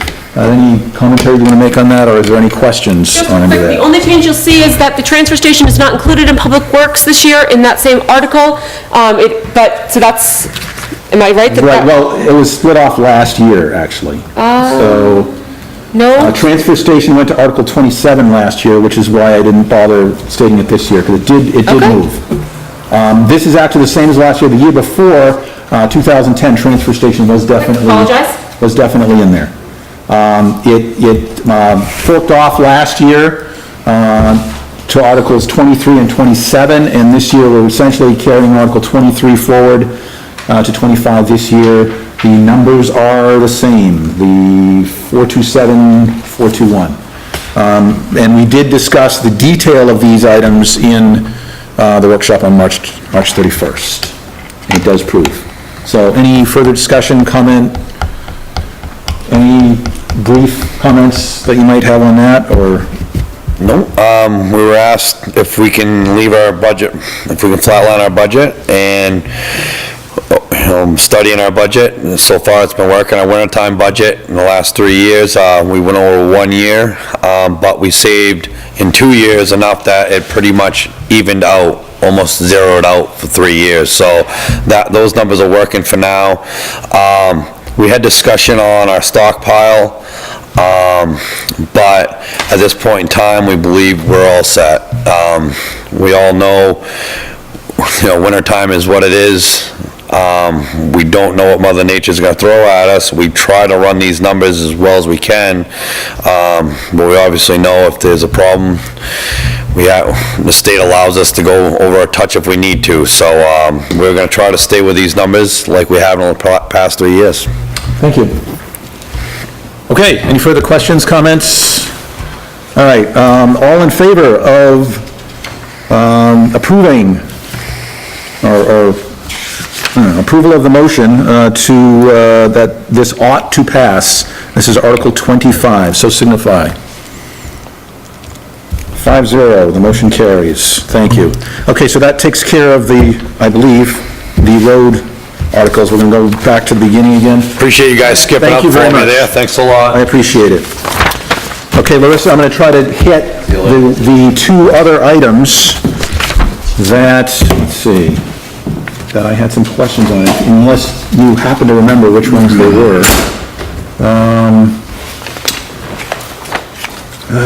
Okay, one of them definitely was the balances carried. And that was, so I made note here, actually, let's go with a motion on Article 36, please. 36. And that is the balances carried. Move the article ought to pass. Okay, and I apologize for not reading it. Article 36, to see if the town will vote to carry forward the following department fund balances and allow the balance carried forward to be appropriated to the designated department.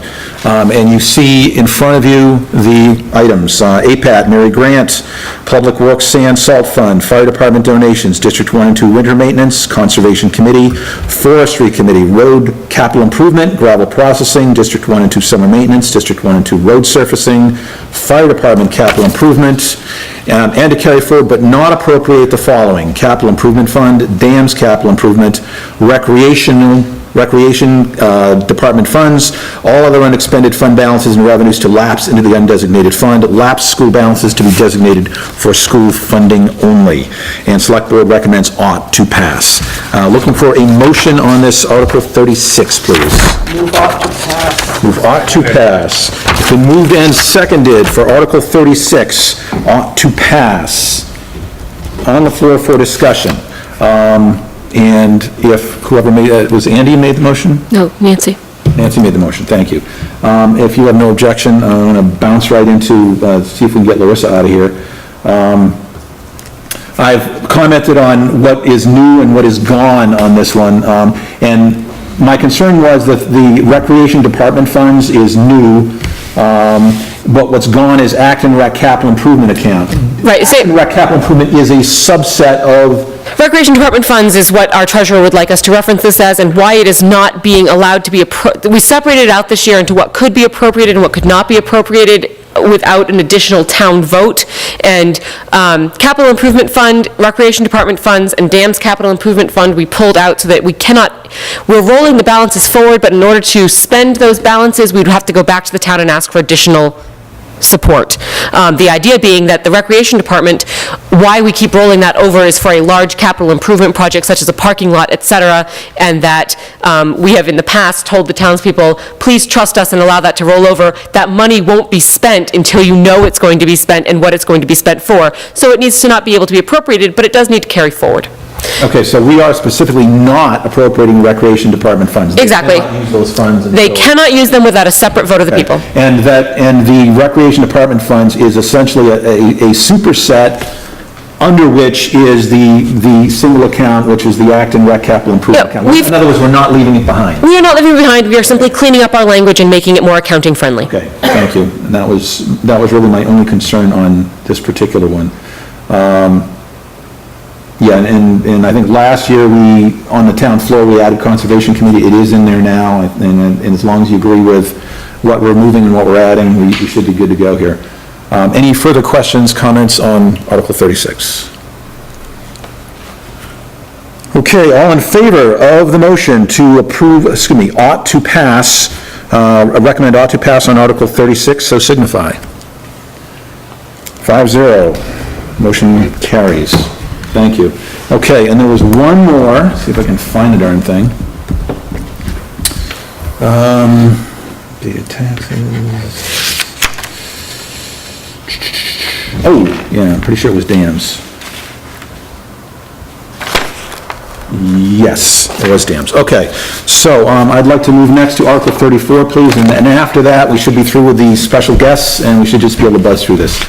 So Article 34, and that is Oh, to it's a good see if the question. town will vote to raise and appropriate $5,500 for dams, Department 109-50, with $5,000 to go into the Dams Capital Improvement Fund and $500 to be used for the Balch Lake Dam operator stipend. This is Article 34. The Select Board recommends ought to pass. May I have a motion, please? Motion to, ought to pass. I'll second. It has been moved and seconded. And you've got a good question, Paul. And it is on the floor as we speak, yes. You've got a good question. You're right. Last year on the floor, we did change the wording so that that money could not be spent. I think that we have dealt with that within Article 36, but it is a good question, and it's one that I cannot answer for you right now. I would need to speak to the treasurer, and honestly, it doesn't matter. The warrant is going out as it's written. Oh, understood. So- But I was trying to avoid, before this was actually nailed down, I was trying to avoid having to go on town floor and make changes. But, I guess at this point, the best we can hope for is that you'll know what you want to do with this by the time we hit town floor. and Yes, can amend as- it's a good point, but the intent there is that $5,000 will be raised and immediately placed into the Dam's Capital Improvement Fund. Should something on the Emery Mills Dam or the Square Pond Dam fail, there would be a separate town meeting in order to appropriate those funds that are in that account. Right, and so it's a question of And if whether the we would dam double fails, appropriate. We need a lot more than $5,000. Well, this is one of those planning ahead times, But we do have a Mark. fair amount in there right now. So, anyway, that's the idea. Okay, so that was my only concern there. I mean, again, it's something that could be amended on town floor. I don't think the world's going to end either way, and I think we all know what the intention is.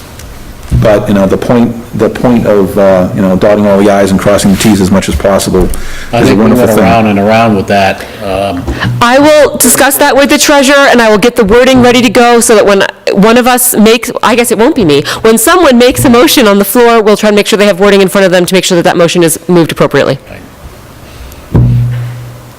Thank you. How much money do you think you're gonna need, Mark?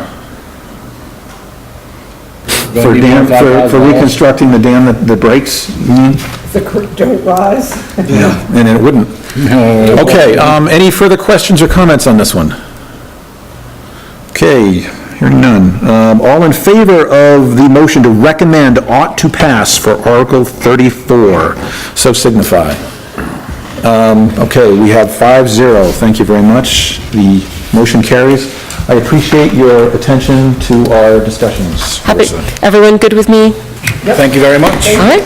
Thank you. Enjoy your evening, folks. Okay, so let's jump back, and I think we're talking about Article 9 now.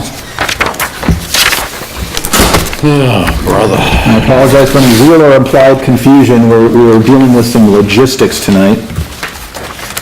Okay, so we've got 6, 7, and 8, and Article 9. Sent everybody home but us. Okay, we should be able to jump forward with these. Okay, so Article 9, see if the town will authorize the select board to appropriate and expend monies from the undesignated fund balance with the advice of the Warrant and Finance Committee for the purchase of equipment or to use as they deem advisable to meet unanticipated expenses and emergencies that occurred during fiscal year 2013. Maximum expenditure to be no more than $15,000. And the select board recommends ought to pass. I'm looking for a motion here. Go ahead, Nancy. Recommend ought to pass. Who made the motion? Nancy did. And we need a second. Seconded. It's been moved and seconded that we recommend ought to pass for Article 9. It is on the floor for discussion. I say we vote. Okay, I'm going to point out one or two things here. There was some discussion at our last workshop about the word, excuse me, the fire thing is not in that one. Okay, so all the legal advice that occurred last year that caused Article 9 to be crafted as it was last year in comparison to the year before and any number of years prior to then is retained here. We've moved forward the 2012 to 2013. The dollar amount is the same.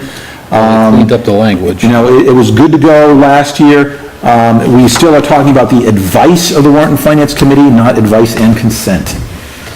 So from a legal perspective and from a utility perspective, this article seems good to go, as far as I'm concerned. Any further questions, comments? Okay, all in favor of the motion to recommend ought to pass for Article 9, so signify. Thank you. 5-0, the motion carries. Okay, Article 10.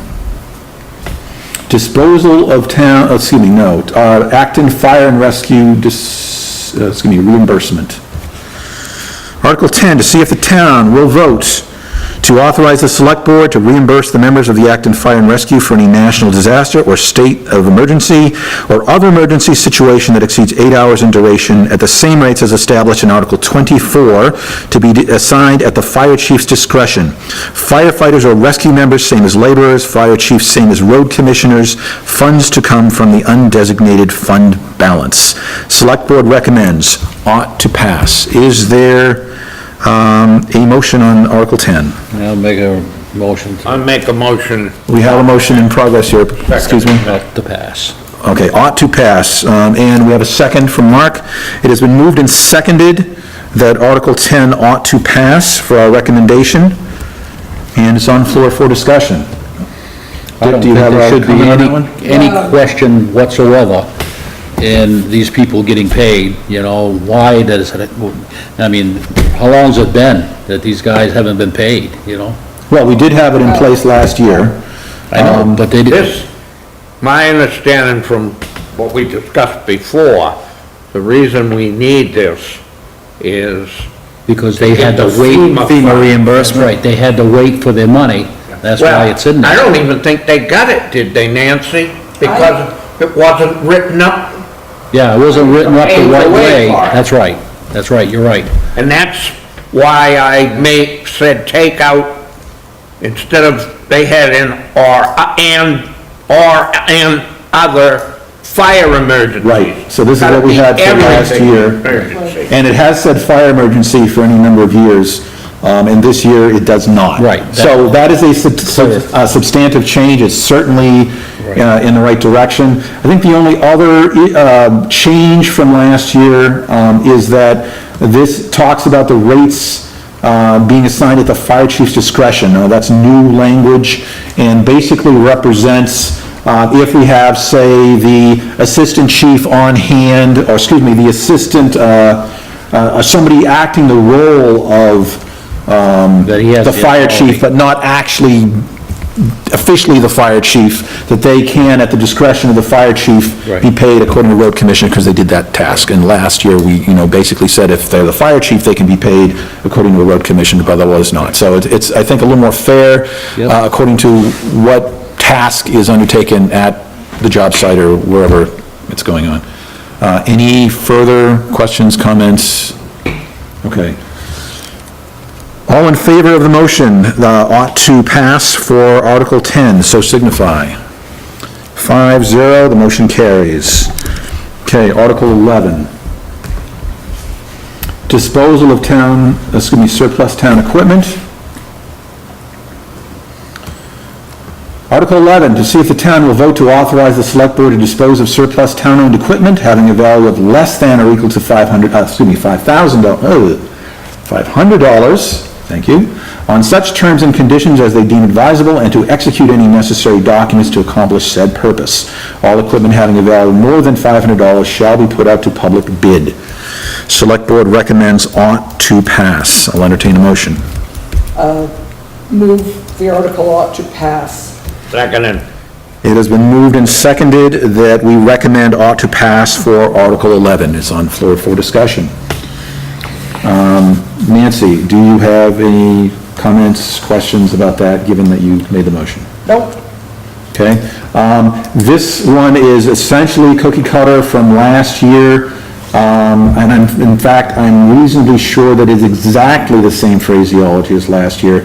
And last year was a result, I think there were a lot of articles that went through legal review last year for the first time in a long time. This was one of the ones that underwent a substantial change from what it had been in past years.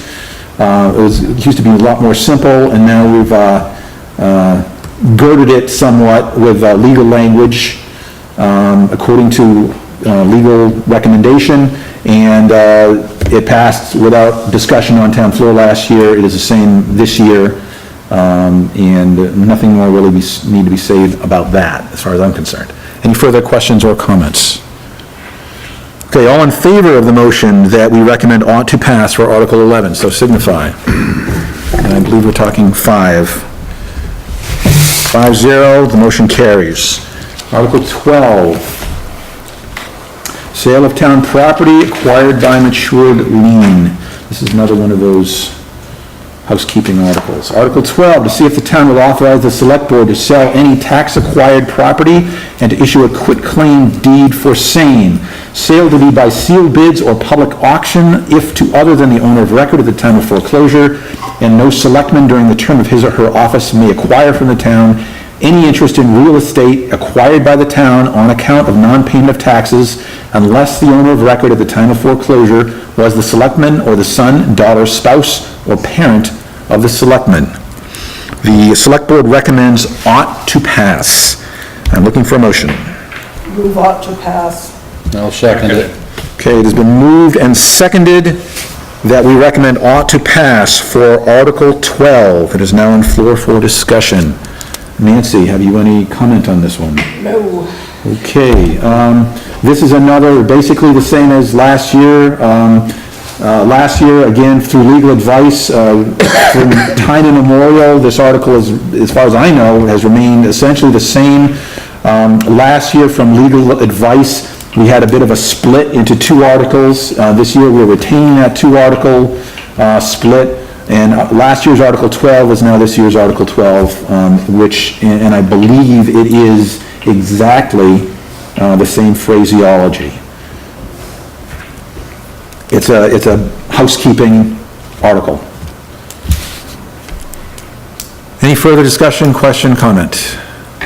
All in favor of the motion that we recommend ought to pass for Article 12, so signify.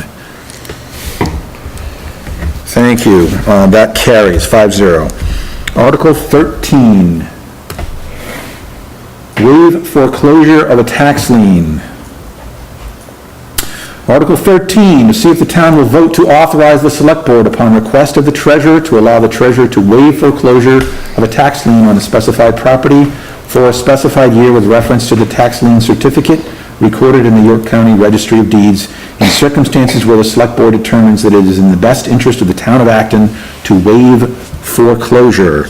So for Article 13, select board recommends ought to pass. May I have a motion? Make a motion to ought to pass. Do we have a second? Second. It's been moved and seconded that we recommend ought to pass for Article 13. Mark, have you any comments on Article 13? Guess not.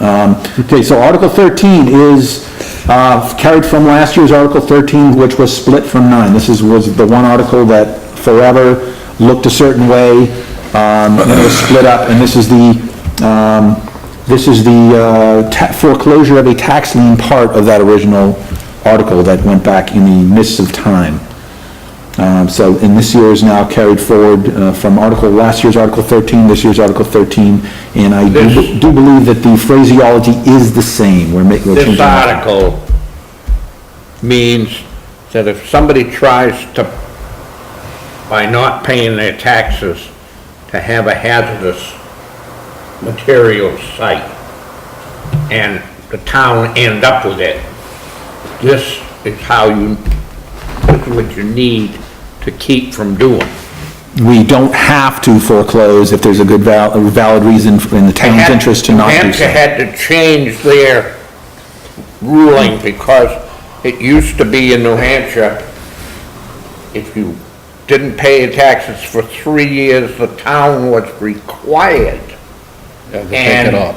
They had a couple Superfund sites that the towns wound up with before they smartened up and changed the law. That happened here in Acton. We had the lagoons over there in Milton Mills, and until this was settled, we waived foreclosure every year Yeah. so that we didn't own them Yeah. and have the responsibility Yeah. for the And we were able to do that presumably because of Yeah. the prior iterations of this article. Wasn't Farmington, New Hampshire one of those with the, what was that, there was a bunch of chicken company was up there. Oh, yeah, yeah. The town ended up with that, what a mess they had. We had a guy in New Hampshire that had a 9,000-gallon tanker with a 20-inch dump valve on the back of it, air on the engine. And he bragged, he'd go down to New Jersey and pick up 9,000 gallons of hazardous waste, which they paid him $90,000 a load. And he bragged if it was a rainy night, he could make 2 or 3 trips because he'd get out in the New Jersey Turnpike and open the guy's dump valve. And he lived in Londonderry, New Hampshire. He created 2 Superfund sites on About his 20 miles long parents' apiece, no property. doubt. Wow. And you know what he did with the tanker during the day? He hauled swimming pool water. I was about to say milk, but hopefully, I think swimming pool was better. At least you got chlorine in there. Okay, Article 13, any further questions or comments? Seeing none, all in favor of the motion to recommend ought to pass for Article 13, so signify. Thank you. Swimming pool. 5-0. Moving on to Article 14. 14, tax payment due dates. Article 14, to see if the town will vote to have real estate and personal property taxes first payment come due on October 16, 2012, and the second payment on April 16, 2013. The Select Board recommends ought to pass. Recommend ought to pass. Second. Okay, we have a It's been moved and seconded that we should recommend ought to pass for Article 14, and we're, on the floor for discussion. Nancy, any comment or question? No, standard. Okay, this is a housekeeping article. It basically is our responsibility to properly change, and there are times when we don't, to properly change the dates every year, just moving forward. And so these, as with last year, these are both Tuesdays, they're 6 months apart. Seems reasonable and rational, and I don't see any other further commentary on this. Any comments, questions from the committee? Okay, all in favor of approving the motion that we recommend ought to pass for Article 14, so signify. Thank you. Article 15.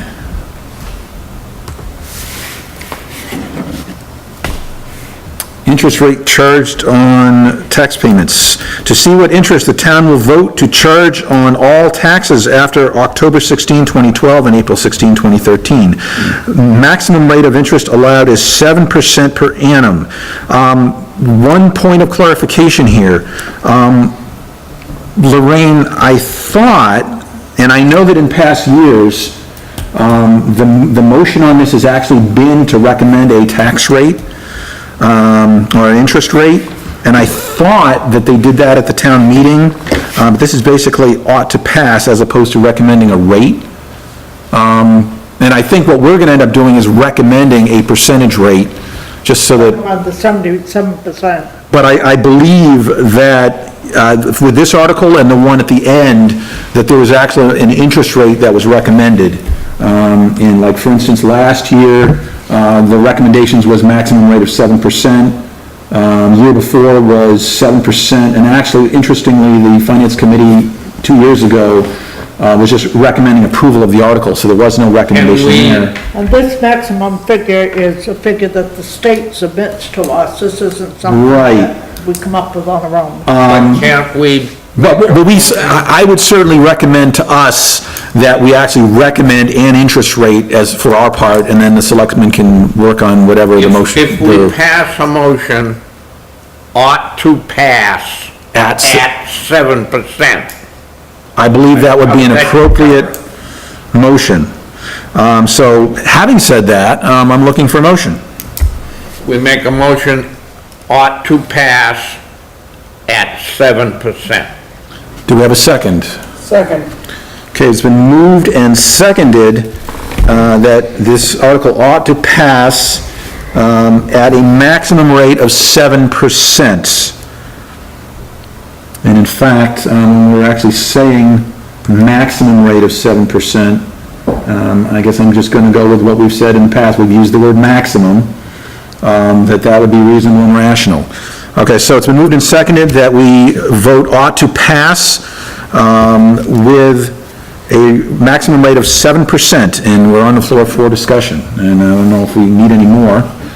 But essentially, these dates are the same as in the previous article, and the 7% rate,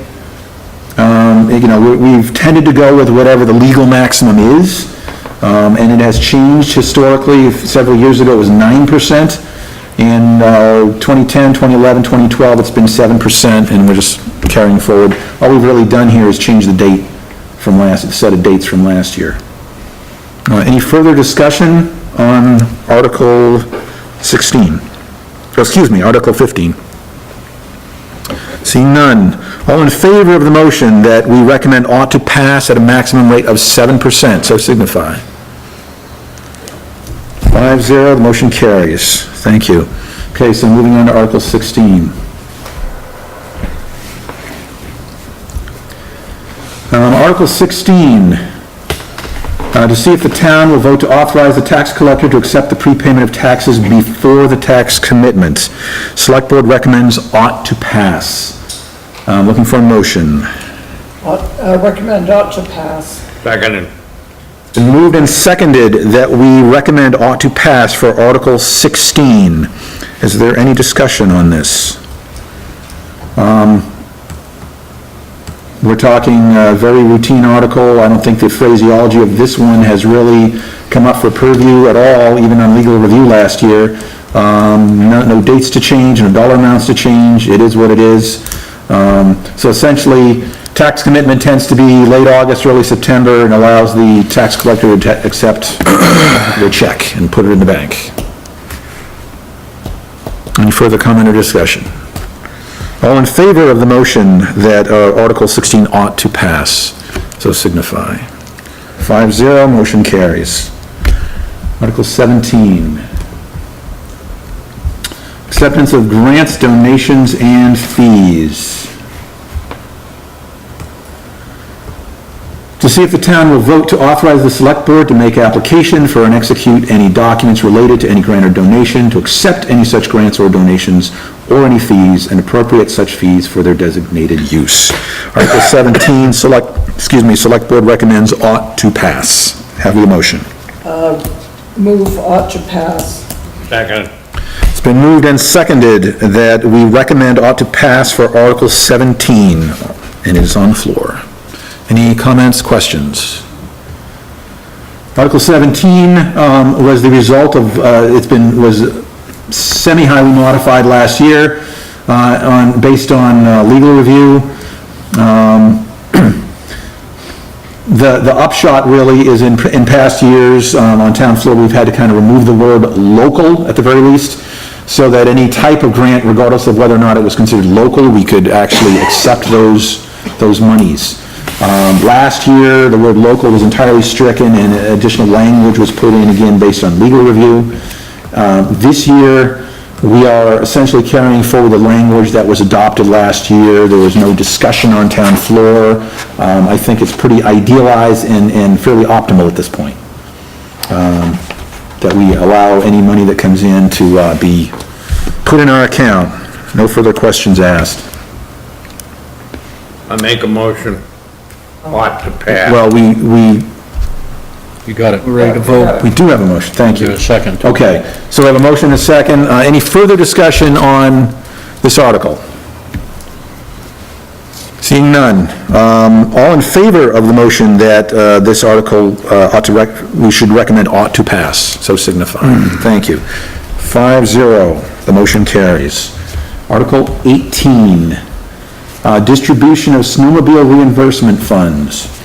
Article 18, to see if the town will vote to appropriate all the funds received from the state for snowmobile registrations to snowmobile clubs for maintaining their snowmobile trails, on condition that those trails be open to the public for outdoor recreation purposes at no charge, and to authorize the select board to enter into an agreement with said clubs under such terms and conditions as they may deem advisable for that purpose. Select board recommends ought to pass.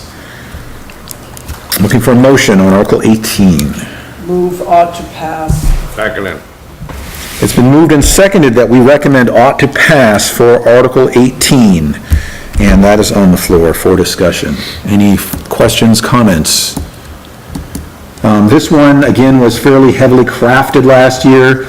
I guess the real key, and again from legal review, the real key was having to do with stipulation that the property be open to the public for outdoor recreation purpose at no charge. Previously, there was no such stipulation. So we've carried forward that idealized version of the article, and I have no real doubt that we'll be doing so for years to come. Any further questions or comments? All in favor of the motion that we recommend ought to pass for Article 18, so signify. The motion carries 5-0.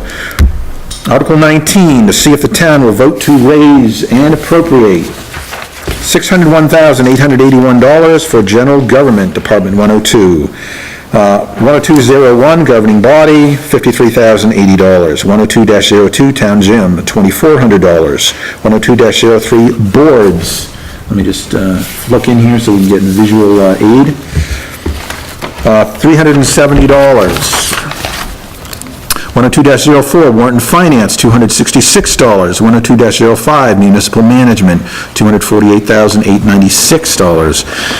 102-07, elections, $6,883. 102-08, register of voters, $4,436. 102-09, planning board, $4,100. 102-11, finance treasury, $40,443. 102-12, town clerk tax collector, $66,234. 102-13, assessment including loan repayment, $102,624. 102-15, code enforcement, $72,149. Select board recommends ought to pass. Looking for a motion for that article number 19. Move ought to pass. Second. It's been moved and seconded that Article 19 ought to pass. Is there any, let's see, and excuse me, that is on the floor for discussion. Is there any question or comment about that? Yeah, I got a question. Please continue. I think Larissa said that the town gym was self-sufficient right now.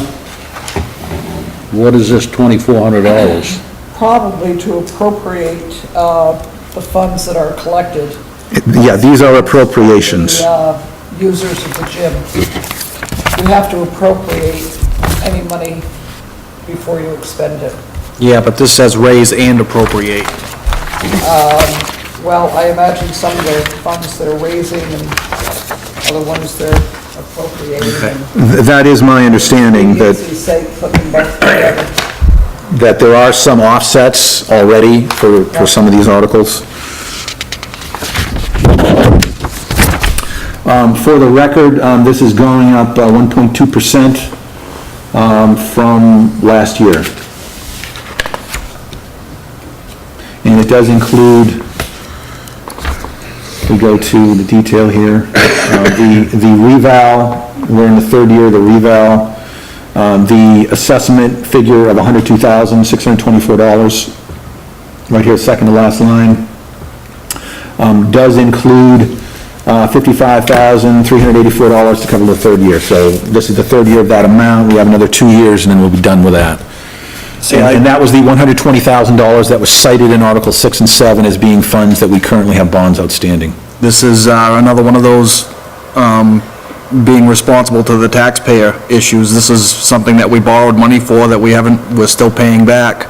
And I don't think it's responsible to borrow more money while we're still, still paying the piper, so to speak. The other elements, the other comments at the bottom of this, I'm pretty sure we can see most of this. Or other, we keep drifting on this thing.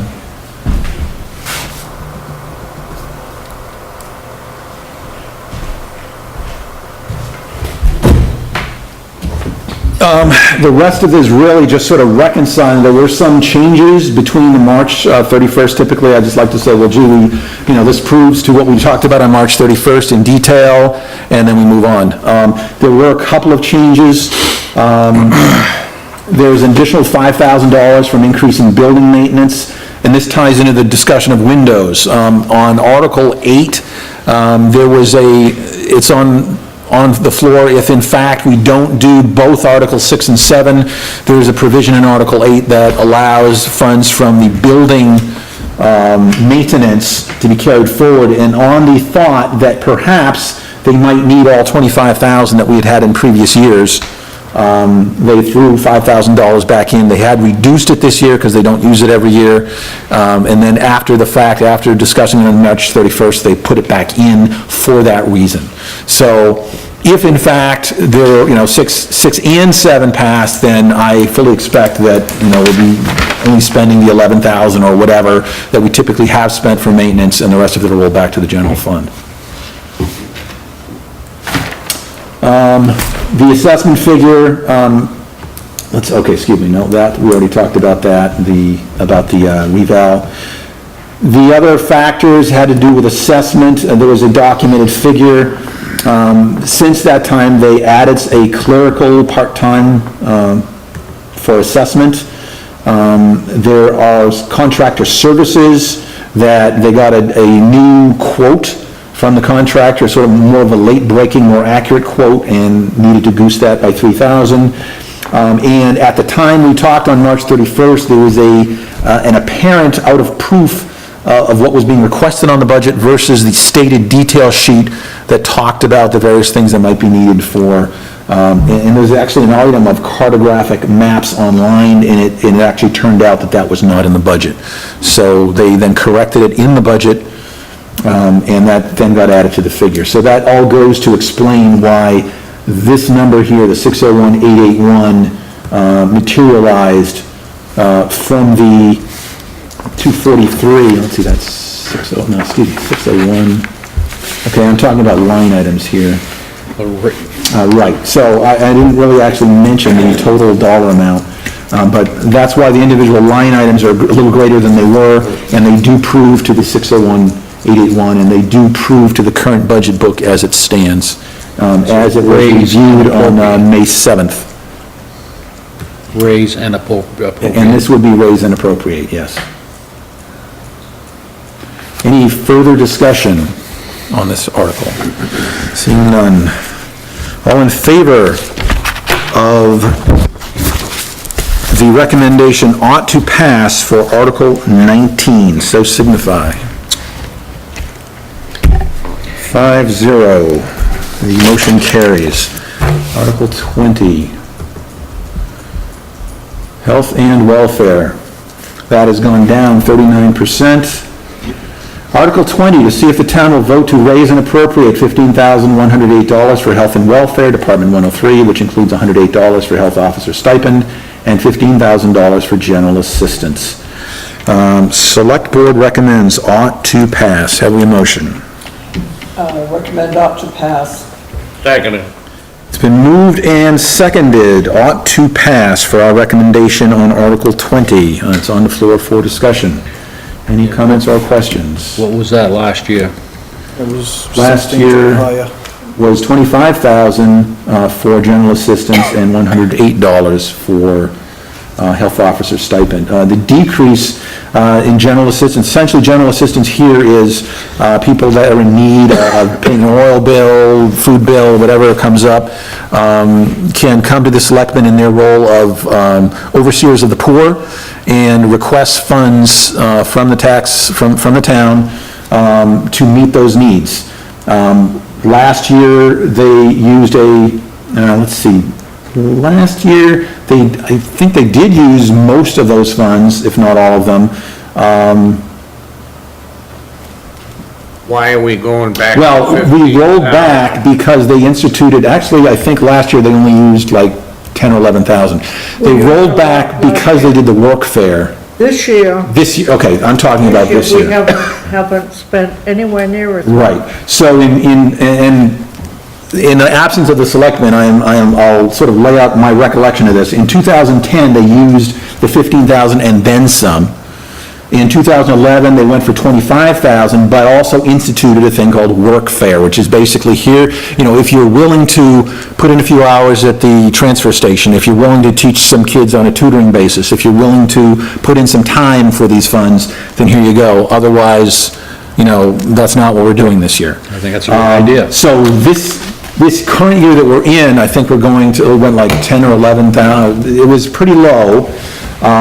So this coming year is why they're only shooting for the 15,000. It's probably more than they're expecting if in fact it runs like this year. It's probably going to be more than they're going to need, but it's reasonable cushion considering what they spent this year. What's Was happening? Plus, a the heat reason, this year, we didn't have anywhere near the amount of people after heat this year because winter was shorter. Ah, that was a big Wasn't difference. as cold. I thought it may be that, We had very few They worked come for it. ask That's for why they food didn't. because. Well, the that is a food definite pantry is reason. supplying the need there. yeah, So, But that's certainly another The factor. work fair is a tool that is good. That's right. Because, the people that don't want to work Don't show Don't up. want- Get don't it. come back again. that's right. They may take their, whatever they get for welfare for that month, but they have to work for it.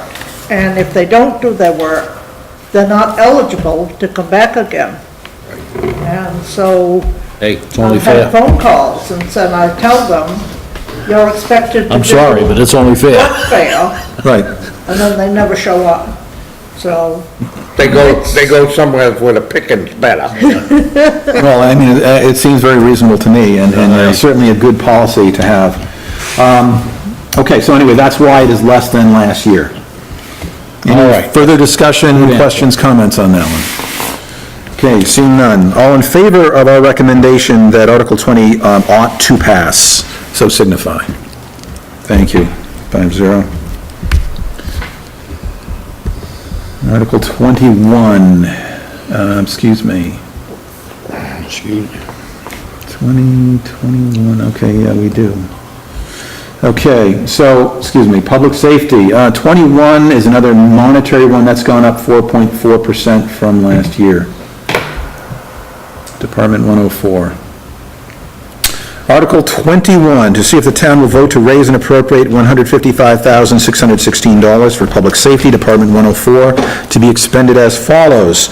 104-03, Fire Department, $122,978. 104-07, Streetlights, $1,700. 104-09, Animal Control, $8,046. 104-30, Communications, $21,599. 104-40 EMA, $1,293. Select Board recommends. Ought to pass. I make a motion. that I'll we second it. Ought to pass. Sorry. I'll second it. And it's been moved and seconded that this committee recommend ought to pass for Article 21. And that is now on the floor. Any questions, comments on that? This one, we discussed this on March 31st. All of these numbers are in proof of that, except that 10,800 has been removed from the fire department line, which is the first line here, the 122,978. When we discussed it, that was $10,800 higher, but that number has since been moved to Article 22. It's not really part of their operating budget, it's a special expense, and has been treated as such in a separate article for treatment on town floor. So bottom line is, this is as discussed in more detail at that workshop. Any further questions, comments?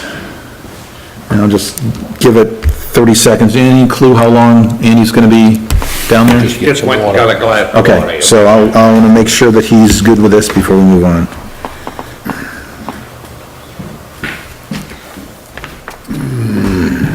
Andy, do you have any discussion that you want to invoke on this one? Nope. Okay. All in favor of the motion for us to recommend ought to pass for Article 21, so signify. Okay, 5-0, motion carries. Article 22, which is related to this. Here, what this is saying is that the public safety line is 4.4% higher as an operating budget than it was last year. If we add in the $10,800, the public safety expenditure is 11.6% higher than it was last year.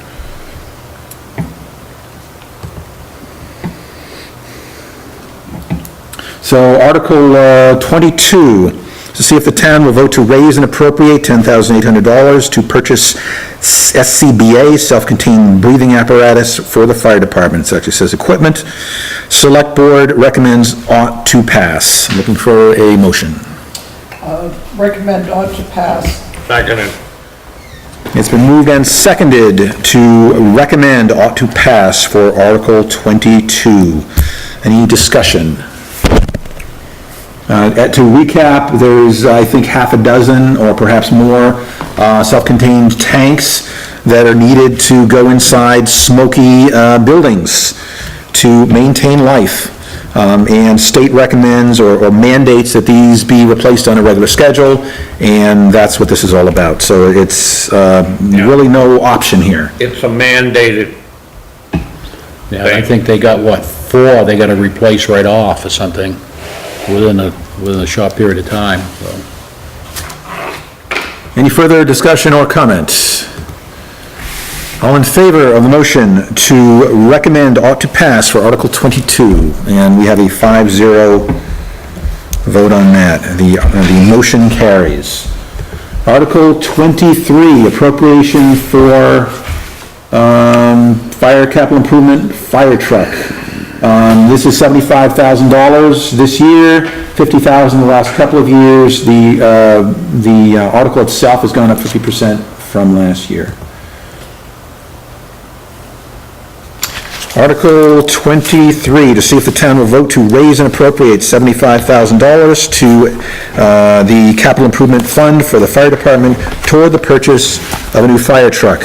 Select board recommends ought to pass. Looking for a motion. Make a motion, we recommend ought to pass. I'll second.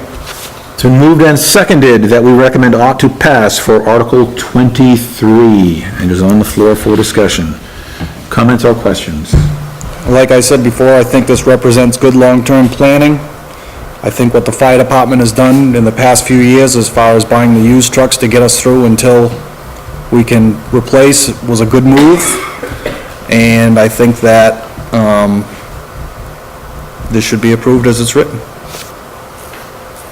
Essentially, the $75,000 represents an acceleration of perceived needs. Last year and the year before, it was more of a, gee, we should start putting money away for a rainy day. We now see rain on the horizon.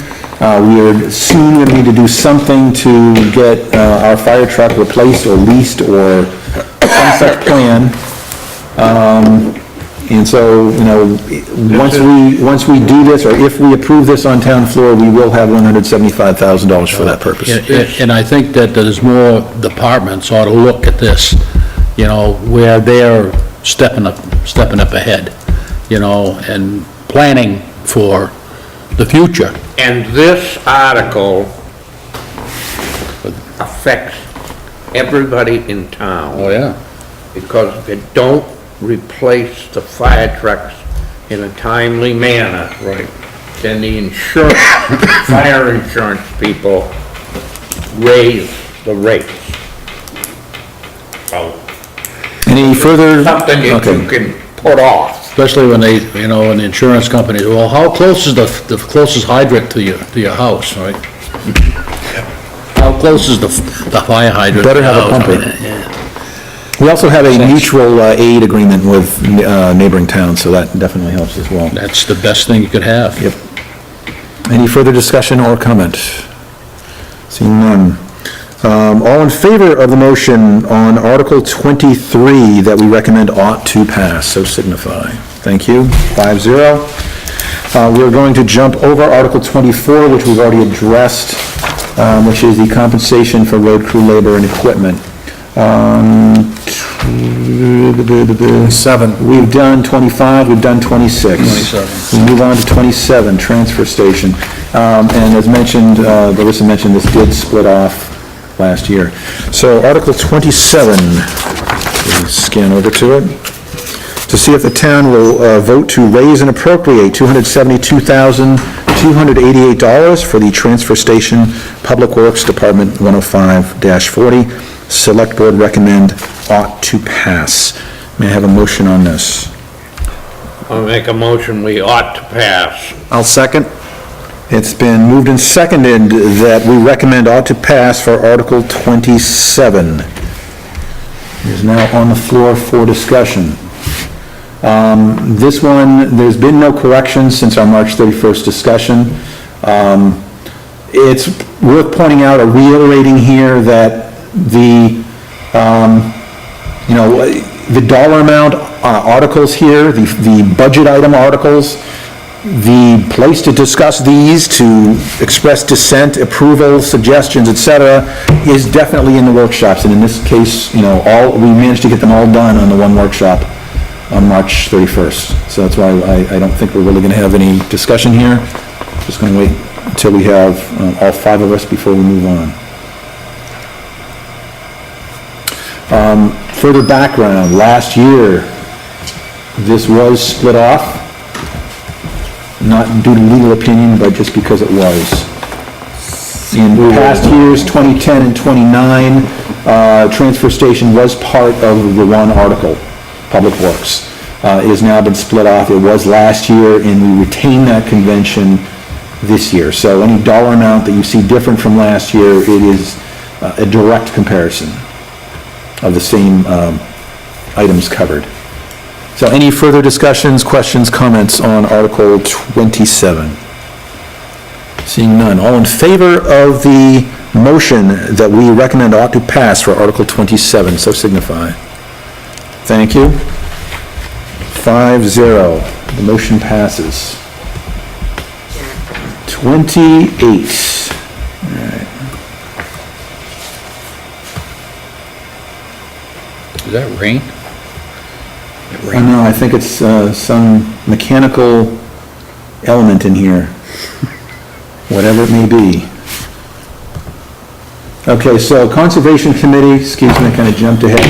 That's gone up actually 150%, but it only started at $100, so not hugely concerning. It's now at $250 for Conservation Committee.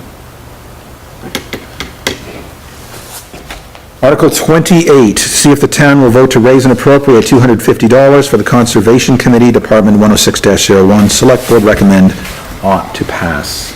Looking for a motion. Recommend ought to pass. Second? It's been moved and seconded that we recommend ought to pass for Article 28. It's on the floor for discussion. This has been a fairly routine article in the 3 years that it has existed. I don't really see any need to add to that. Any further comments, questions? All in favor of the motion that we recommend ought to pass for Article 28, so signify. 5-0. Article 29. Planning and Development. Okay, so that is a flat budget item for the last several years. Since last year. Article 29. To see if the town will vote to raise and appropriate $538 for planning and development to be expended as forester's stipend, Department 107-05. Select Board recommends ought to pass. Can somebody explain to me why the forester is under planning and development? Can we have a motion and then we'll get into discussion? Recommend ought to pass. Second? I think it's more of a accounting We're on the floor. thing. That's where by the state accounting regulations it goes. Well, I'm assuming that we are talking about our town forest and what we do with it.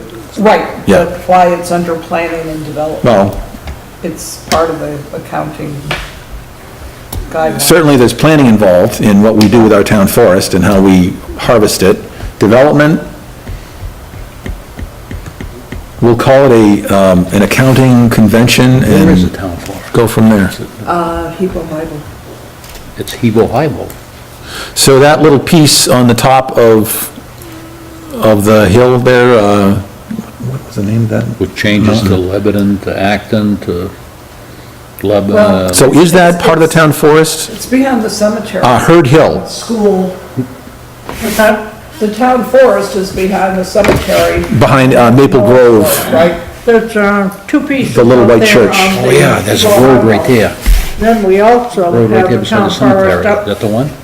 off from Sanborn Road, up. Now, is on that County accessible Road, up all the way there. to? Oh, that connects with Peck, you mean? Depend, if you want. Well, no, it's after Peck, it's right before you get to Jim Driscoll's, County Road.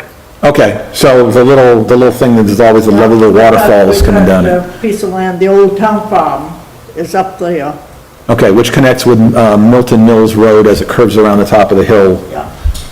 at Vendichuli's farm, or near it. And Okay. that comes out on Lebanon That Road, was right? cut in Yeah, Comes out. the 80s, I down think. How big is that? Huh? How big is that one? where it comes on, It's a fairly big campground down piece. there, is it? Is Herd Hill Cut it hard. part of that? Cut it, You mean the town I saw the sign. area? What's that? Picture where it is. Town area of town, Where the town pound? no, but where the town farm used to be. Yes, where the town farm used to be. Is Herd Hill part of that? Because I can see that from my house, and it was cut several years back, it sort of turned into, from this lovely little picturesque hill to a, sort of a strip mine. The other thing that the town forester does that is very helpful, I have to handle the tree growth exemptions, and he comes in and helps me with these, and helps with the planning, and when people have got questions, because what I know about tree growth isn't too much, but he does help with that. Thank you. Okay, and again, we're talking about planning to the, approving to the budget book as discussed on March 31st. Any further questions or comments? All in favor of the motion to recommend ought to pass for Article 29, so signify. Thank you. Article 30, appropriation for county tax, Department 10851. That has gone up 1.8%. Oops.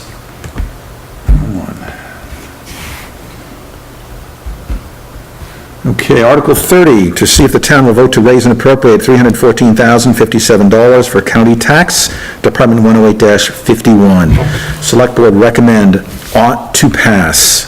Looking for a motion on that. Move ought to pass. Seconded. It's moved and seconded that we recommend ought to pass for Article 30. It is now on the floor for discussion. Any further questions, comments? Really no discussion, we're pretty much committed. Right, it's gone up a couple percent, but it's based on, essentially what the county says we owe for taxes. It's from 308 to 314.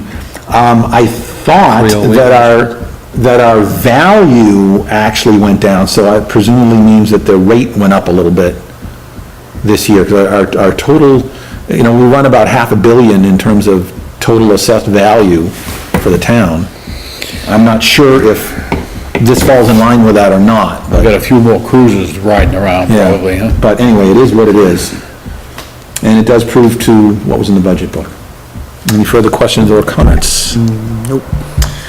All in favor of the motion to recommend ought to pass for Article 30, so signify. Thank you. Article 31. And that's gone up, gone down 9.1%. Cemetery maintenance. Article 31, to see if the town will vote to raise and appropriate $1,500 for cemetery flags, markers, and repair of veterans' graves, Department 109-01. Select Board recommend ought to pass. Looking for a motion. Move ought to pass. Seconded. It's been moved and seconded that we recommend ought to pass for Article 31. Is on the floor for discussion.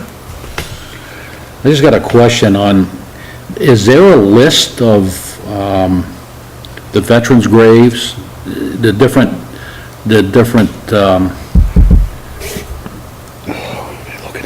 different cemeteries? There is a list of cemeteries, then there is no doubt a list of the veterans' graves, but I have never seen them. A list, A list? yeah.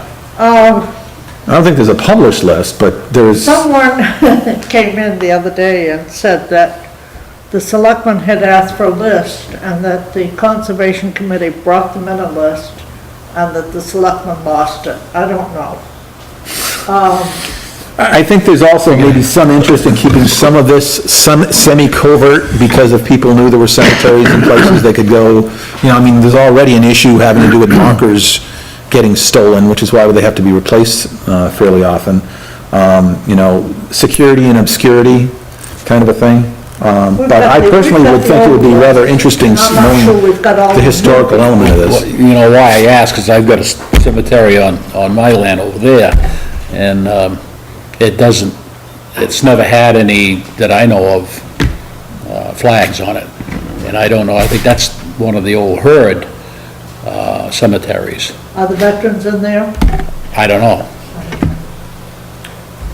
But I do know there are a couple of individuals who do know where all these things are. Other than me, it's on private land. It is state law that if there is a veteran buried there, we have to put Right. a flag on the grave. I didn't know if that's why there was a list, if somebody, if you got the list, if the town has a list, obviously they have For to. years, the 4-H club has put out the flags, Yeah, and I think that they're still doing it. yeah.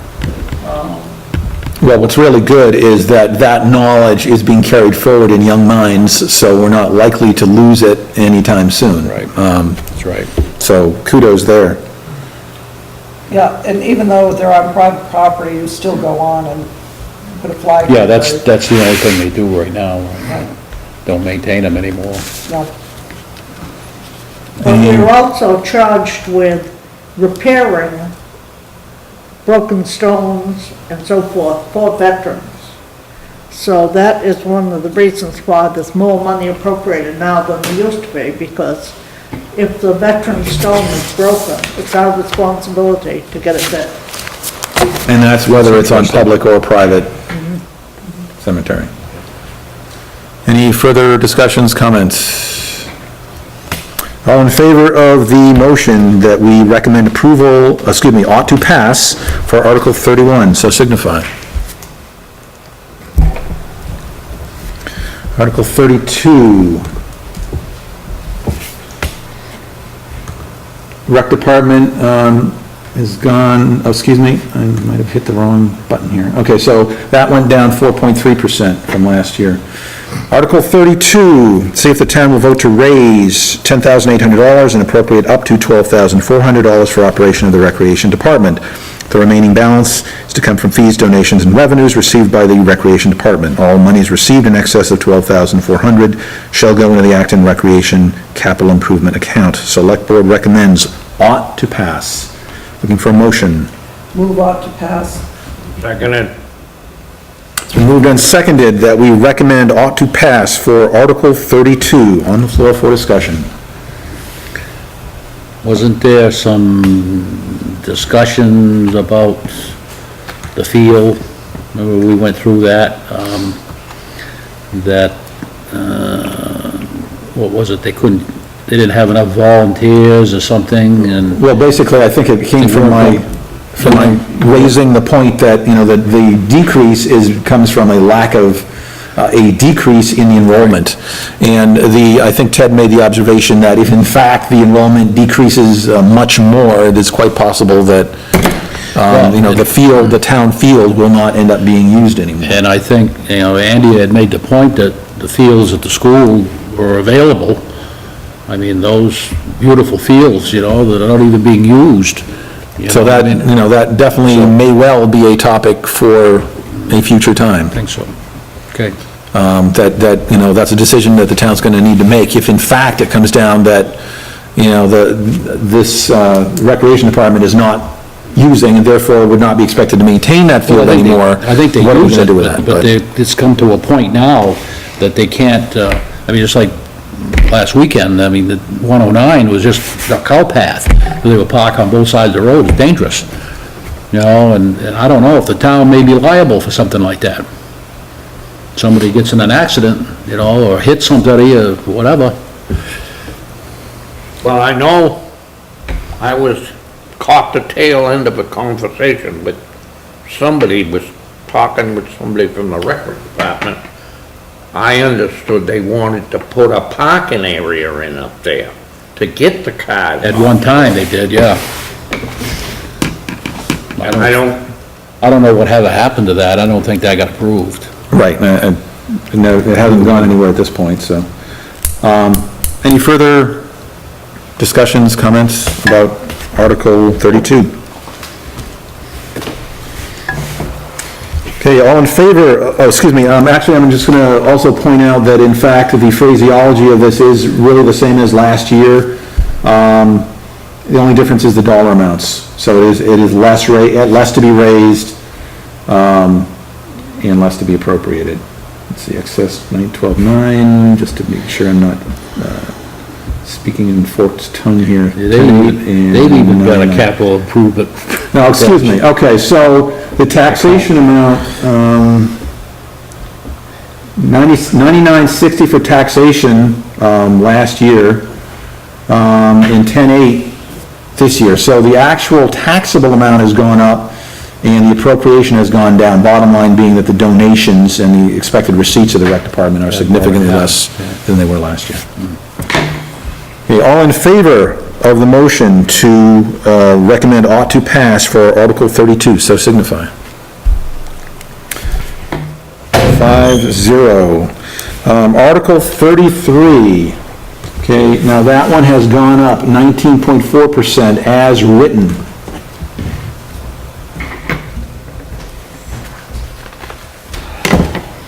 You taking a break, I gotta get some water. Okay, why don't we do that? Let's take 5. Okay, Article 33. Can we get a close-up of that? I'm going to, just for expedience, not read every one of these items. But Article 33, to see if the town will vote to raise and appropriate $67,775 for donations, Department 109-20 as requested. I guess I'll put it to the committee. Would you prefer to see this read or not? Not. Okay. Waive the reading. Being that it's 8:42, I will concur with that, but we do have a shot of what the requests are, and I'll sort of roll over to last year, what the requests were last year, the recommendations and the requests for last year, and I don't think, right, we did not add anything on town floor. So what you see there, the 56,756, as recommended by the select board, is what went in last year. I think that's because the selectmen Excuse me. the dam They thing. took off the dam figure. Yeah, and I've also gotten a little ahead of myself here. May I have a motion on Article 33, and recognize that we can and might amend whatever motion that we have, but for the moment, let's have something to work under. Move we raise and appropriate $61,392. Seconded. It's been moved and seconded that we raise and appropriate $61,392. 61,392? $61,392 as recommended by, we're not going to actually piggyback on them, but raise and appropriate, the motion would be raise and appropriate $61,392? Yes. As the town, as the select. So we will use the same motion, but not necessarily piggyback onto them. And we do have a second, correct? Yes, March 2nd. Okay, it has been raised, excuse me, the motion has been made and has been seconded to raise and appropriate $61,392. And that motion is on the floor for discussion. Paul, does that, So let's pick up where we left off there, and I apologize for the miscue. does that represent approval of all as requested? No, Except for the last item. everything Dams. except the last item. And again, as that was explained to us previously, that's what Shapley had come to the selectmen and asked for, and we had put aside 5,000 Okay. for what we anticipate our contribution should be. Okay, and essentially, the request from the coalition, and I think to do this justice, will drag out, and I do not plan on sucking up a whole lot more time here, but I'm going to drag out where we talked to the charitable organizations, and we have some numbers here from the Dams, Sanford and Shapley Dams Coalition. Essentially, this number of $6,838, there's a spreadsheet here which is not on the computer, which essentially uses all the operating funds, which total for the coalition $14,150, and the capital plan of $5,000, totals them up to $19,150, and then it takes 1/3, the calculation that they used was 1/3, the thought at the time being 1/3 for Acton, 1/3 for Shapley, 1/3 for Sanford, which was the original offer last year when all these discussions went on between the select board and the town of Sanford. And at that time, those discussions fell through because the select board took the position that, gee, your tax base is so much larger than ours, it's not really fair to allocate one-third, one-third, one-third. So talks fell through. We were not part of the coalition as a result. So they're essentially making an end run around the select board decision to not have an article on the floor last year for this amount. And so they're going to the charitable org side of the house and requesting the same dollar amount. But in this case, it would come with no rights or responsibilities or really anything attached to it. It would just be out of the goodness of our hearts if we chose to go this route. And so anyway, that's where the 6,383, it's one-third of the total of 19,150. The recommendation of the select board is essentially they're sticking to the thoughts that they had last year, that unless the grounds change significantly to make it more according to the tax base, then that's not something that we really want to be doing. What we are doing this year, and what you'll see, I believe, in the next article, is going to have what we've had in the last couple of years, which is putting forward $5,000 for our own capital plan for our responsibility for repairing the dams, as necessary. So we're not foregoing our responsibilities. We're, at this point, just not part of the coalition.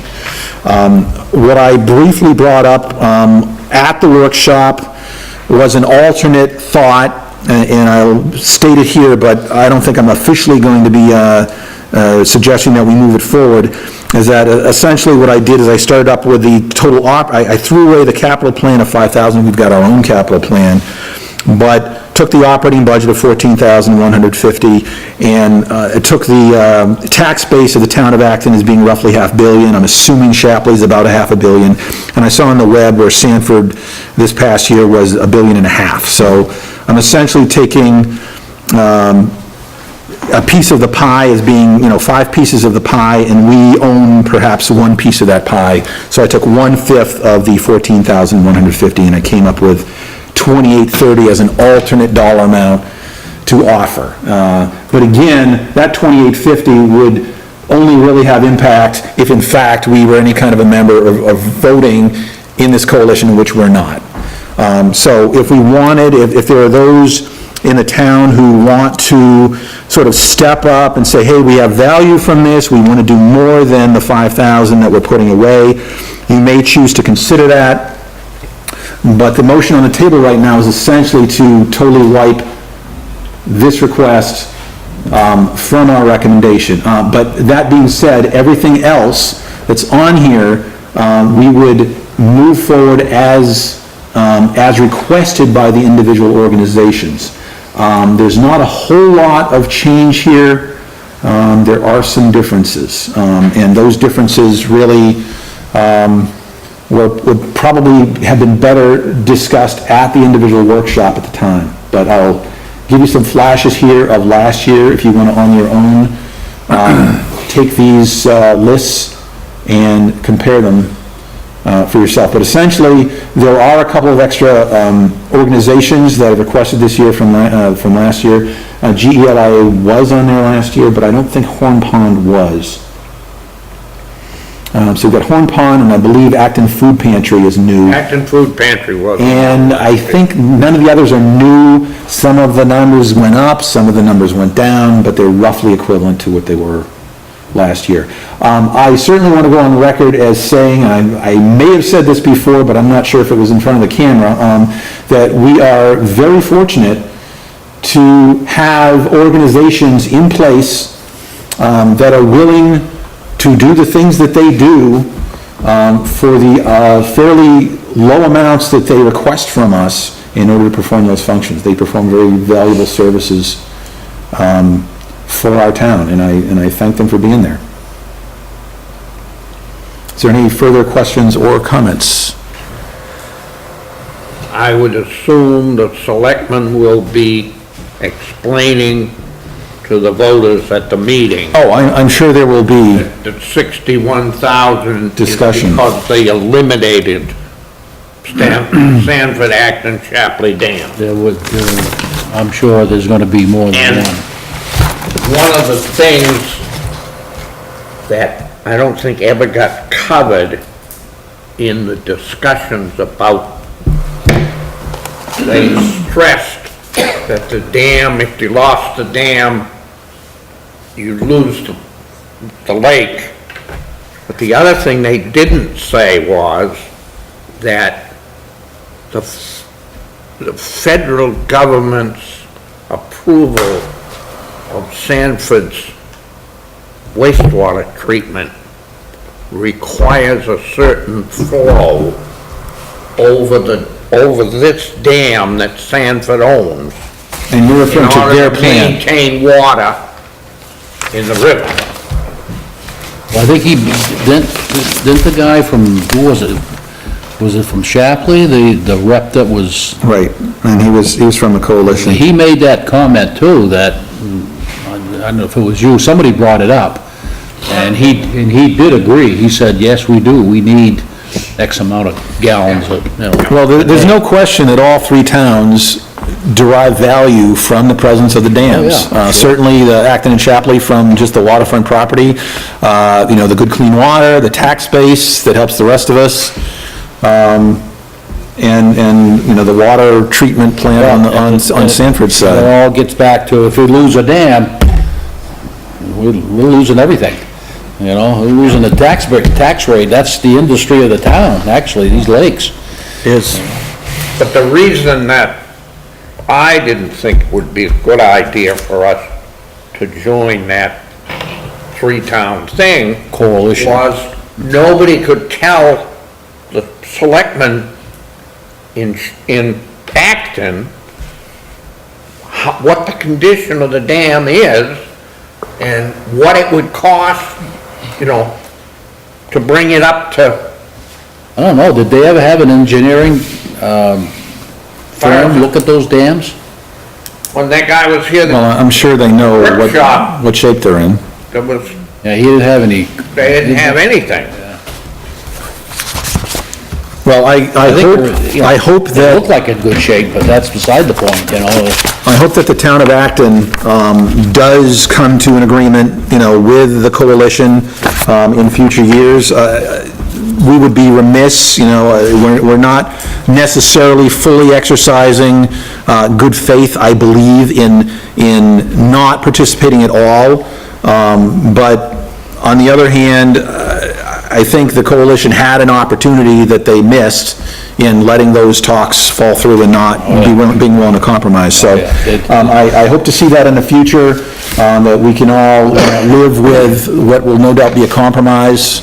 I think this is the way to go right here. But for now, What we got here. I am reasonably comfortable in just sort of putting all of this We don't particular want one to be on the hanging out road. in the, Well, I on felt the line. uncomfortable, and I felt it was unfair, as you say, for us not to become part of the coalition. And the one thing that I felt that one reason we should, because Shapley and Acton have the same interests, and we would have a 2-to-1 vote. So, they couldn't take advantage of us if we had a 2-to-1 vote.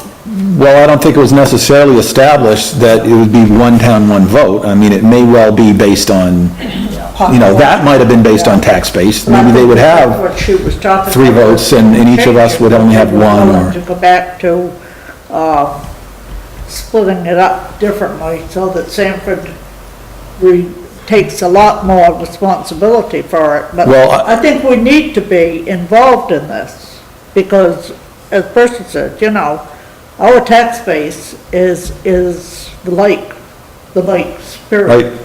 And without the lakes, we have nothing. Well, I'm hopeful that we will be involved in a more official manner next year.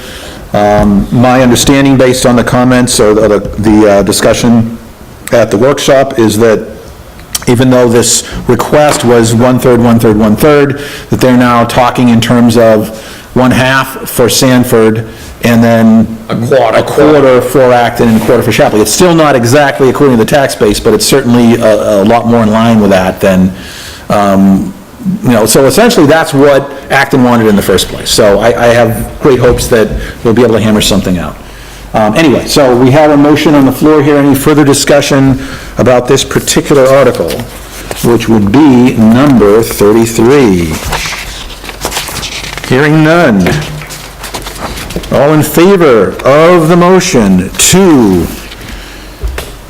oh, actually, the select board recommendation is not on this. Oh, excuse me, it is. I've got the wrong piece of paper, sorry.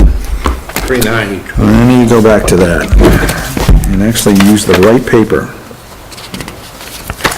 33, okay, yes.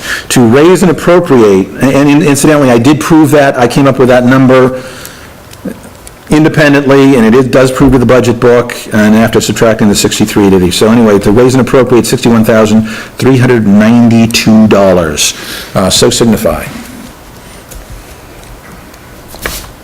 5-0 for that number. Article 34, appropriation for dams. That is down 26% from last year. Article 34, to see if the town will vote to raise and appropriate $5,500 for dams, Department 109-50. We did that one already. Oh, yes, we did. Yes, we did. Okay, sorry. 34, we did not do 35, so let's move on to that. 35, tax acquired property. To see if the town will vote to put the funds received from the sale of tax acquired property during the year 2012-2013 into the capital improvement fund. The select board recommends ought to pass. Looking for a motion. Recommend ought to pass. I'll second it. It's been moved and seconded that we recommend ought to pass for Article 35. The article is on the floor. Any discussion? Basically, the number changes from year to year. We kind of messed up in 2010, but other than that, we are in fact on the beam for 2012, 2013. The intent of the article is unchanged, going back to historical times, and just allows us to take tax acquired property, put in the capital fund. I believe Larissa alluded to it earlier in the night. It's a general housekeeping article. Any further questions or comments? Seeing none, hearing none. All in favor of approving the motion that we recommend ought to pass for Article 35, so signify. Thank you. 5-0. The motion carries. Okay, so Article 36 we've discussed. Article 37. Acceptance of estimated Maine state legislative and federal funds. Article 37, to see if the town will vote to accept all funds as approved by the Maine state legislature and federal funds. Select board recommends ought to pass. Have we motion? Move ought to pass. Second. And did we in fact, yes, we did vote on the other one. We did do that. Okay, so, no, we didn't do this one. I just was questioning the one prior. Okay, so it's been moved and seconded that we recommend ought to pass for Article 37. And Lorraine, just for clarification, I just put this in the wrong place on my sheet, but Article 36, we did vote on that, correct? The one prior. Yes, we did. This is the carrying forward. Because I just didn't put it where I thought I, in retrospect, would have. Okay, so Article 36, we're good. Okay, so 37, it's been moved and seconded. We have that motion on the floor. Is there any discussion for Article 37? This is identical to last year. We generalized last year. Prior to then, we had put in like the same amounts for multiple years. It was all, actually, they did a little bit of a change here and there, but they used to be specific. But it was really all guesswork, so last year they moved to more of a generalized format, and, excuse me, we're retaining that for this year. I don't necessarily see a need to be specific for amounts that are highly up in the air. Any further comments or questions? All in favor of the motion to recommend ought to pass for Article 37, so signify. 5-0. Article 38, to see if the town will vote to to appropriate the following estimated revenues and fund balances to reduce the amount to be raised by taxation. Town balances, fiscal year 2012-2013 municipal revenues, $412,000. Undesignated fund balance, unknown. Select board recommends ought to pass. Do we have a motion? Move ought to pass. Second it. It's been moved and seconded that we recommend ought to pass for Article 38. Are there any questions or comments? This one, in prior years, we've actually had, and this is actually the one that we've had the same, at least in the last 2 years, we had the same dollar amounts. And again, we're trying to be specific about balances known. This year, we've essentially taken what has been on the last couple of years for town balances and just struck all these school balances.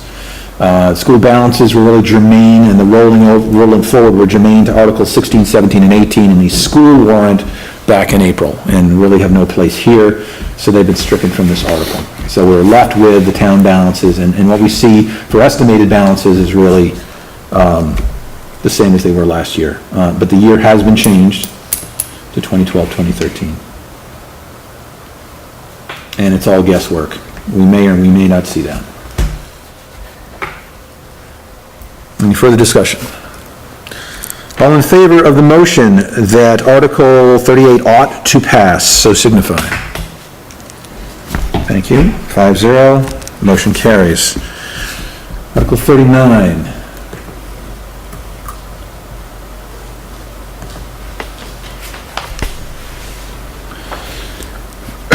Article 39, to see if the town of Acton will vote to enter into a property-assessed clean energy PACE program agreement with the Efficiency Main Trust and authorize the Select Board to sign the same. Select Board recommends ought to pass. Looking for a motion. Move ought to pass. Second it. It's been moved and seconded that we recommend ought to pass for Article 39. Discussion. This is new. Yes. This is new, this is a program where you can have low-interest loans to do energy-saving things for your house. Please make sure we have a close-up of that too. In order to be Thank you. eligible for a loan, the town has to have an ordinance approving it. Right, my understanding is that in order for the folks in the town to engage in this, the town as a whole needs to say, yes, that's okay. I took the liberty of going up on the web, and you might find some interesting information at http://www.efficiencymain.com/PACE/FAQS. The items that I came up with, essentially I was looking for, okay, what are the pros, what are the cons? And all I really found was pros, assuming that you know what you're getting into with any kind of loan. But you're allowed to borrow as a homeowner up to $15,000 for energy-saving improvements over either 5 or 10 or 15 years, and there are specific guidelines for each, and certainly you'll find detail up there. Currently, the rate is 4.99 APR fixed rate with no fees. So, just compute for yourself the 4.99 in your repayment schedule and you're good. And this is all fixed rate, no variables to catch you later on. And an unpaid PACE loan, which is a very interesting element, can optionally remain with the home upon sale. So I'm assuming that there would need to be full disclosure to the new homeowner that they would be assuming this, but, since the home itself is what is benefiting from this improvement, optionally, if all parties agree, that can be made presumably part of the deed or some kind of additional clause, that the outgoing homeowner will be free of that obligation and the incoming homeowner would take that up. So it's kind of an interesting concept. Certainly, I don't see any downside to allowing any individual homeowner to make those decisions and to avail themselves of this program. Any further comments, questions? All in favor of the motion to recommend ought to pass for Article 39, so signify. 5-0, the motion carries. I want to also say, before we hit Article 40, please stay in your seats until we agree on the last meeting date for this fiscal year, because we have about like 5 sets of minutes to approve, and I just want to make sure they're done before we roll into the next fiscal year.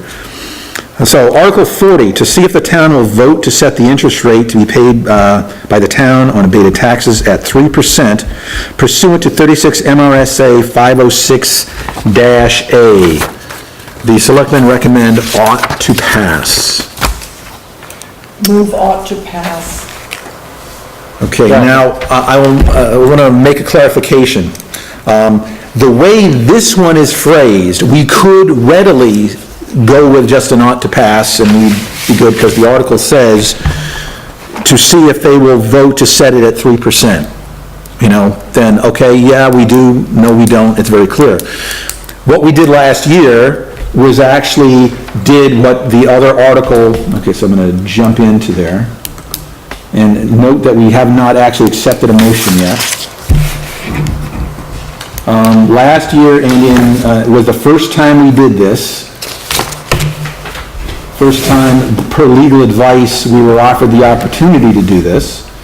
And the way it was done is the recommendations, again, just like with the article, 15 last year and 15 this year, we recommended a percentage. I'll amend my motion So- to ought to pass at 3%. I think that way we would be covering all the bases. It's been moved and seconded, thank you very much. Seconded. That we recommend ought to pass at 3%. Yes, at 3%. And it is on the floor for discussion. So, basically what this does is on the other side of the house, it's a charge to the homeowner if they're late in paying their taxes, and in this case, it's a refund essentially from the town if in fact we're returning tax funds that were paid for the amount of time that we held those extra funds. So without this article, we would have to pay 7% on those funds, and with this, the state allows us to pay only 3% on those funds, essentially saving the town the difference. Any further discussions, comments?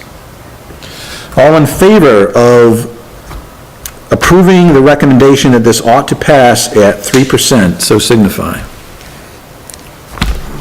5-0. Thank you very much. Okay, we are through the warrant. I'm going to move on to no other business. Next meeting. From what I can tell, we have no more official duties as far as warrant approval. Thus meaning that, and given that there will be a new mix of warrant and finance folk as of town meeting, I wanted to get the backlogged 5 sets of minutes from this year approved before this group disbanded. So right now, essentially what I would like to do is make sure that that's done before town meeting. Town meeting is at the end of, actually, what did we just say that was? It was on the 19th. 16th, excuse me. So that's a Saturday on the 16th. I've sort of blocked in, and I don't really necessarily see a need to change. Why wait?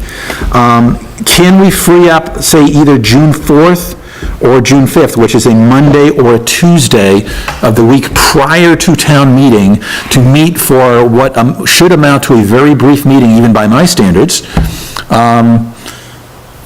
to approve some sets of minutes. We have no other business for that night. Sounds good to me. Does either one preferable to the other? Monday? Monday's fine with me. Okay, so Monday, June 4th, and time is, if we held it at 7, it's not like we'd be here till all hours of the morning. So what's a good time for the committee? Let's do 6. Let's do 6. Be 6 and be done with it? Yep. Okay, so June 4th, 6 PM, and we will meet as a meeting simply to approve 5 sets of minutes. Okay? Thank you very much. Okay, so I'm going to go for a motion to adjourn. Motion to adjourn. All in favor? Thank you. We are adjourned at 9:10 PM.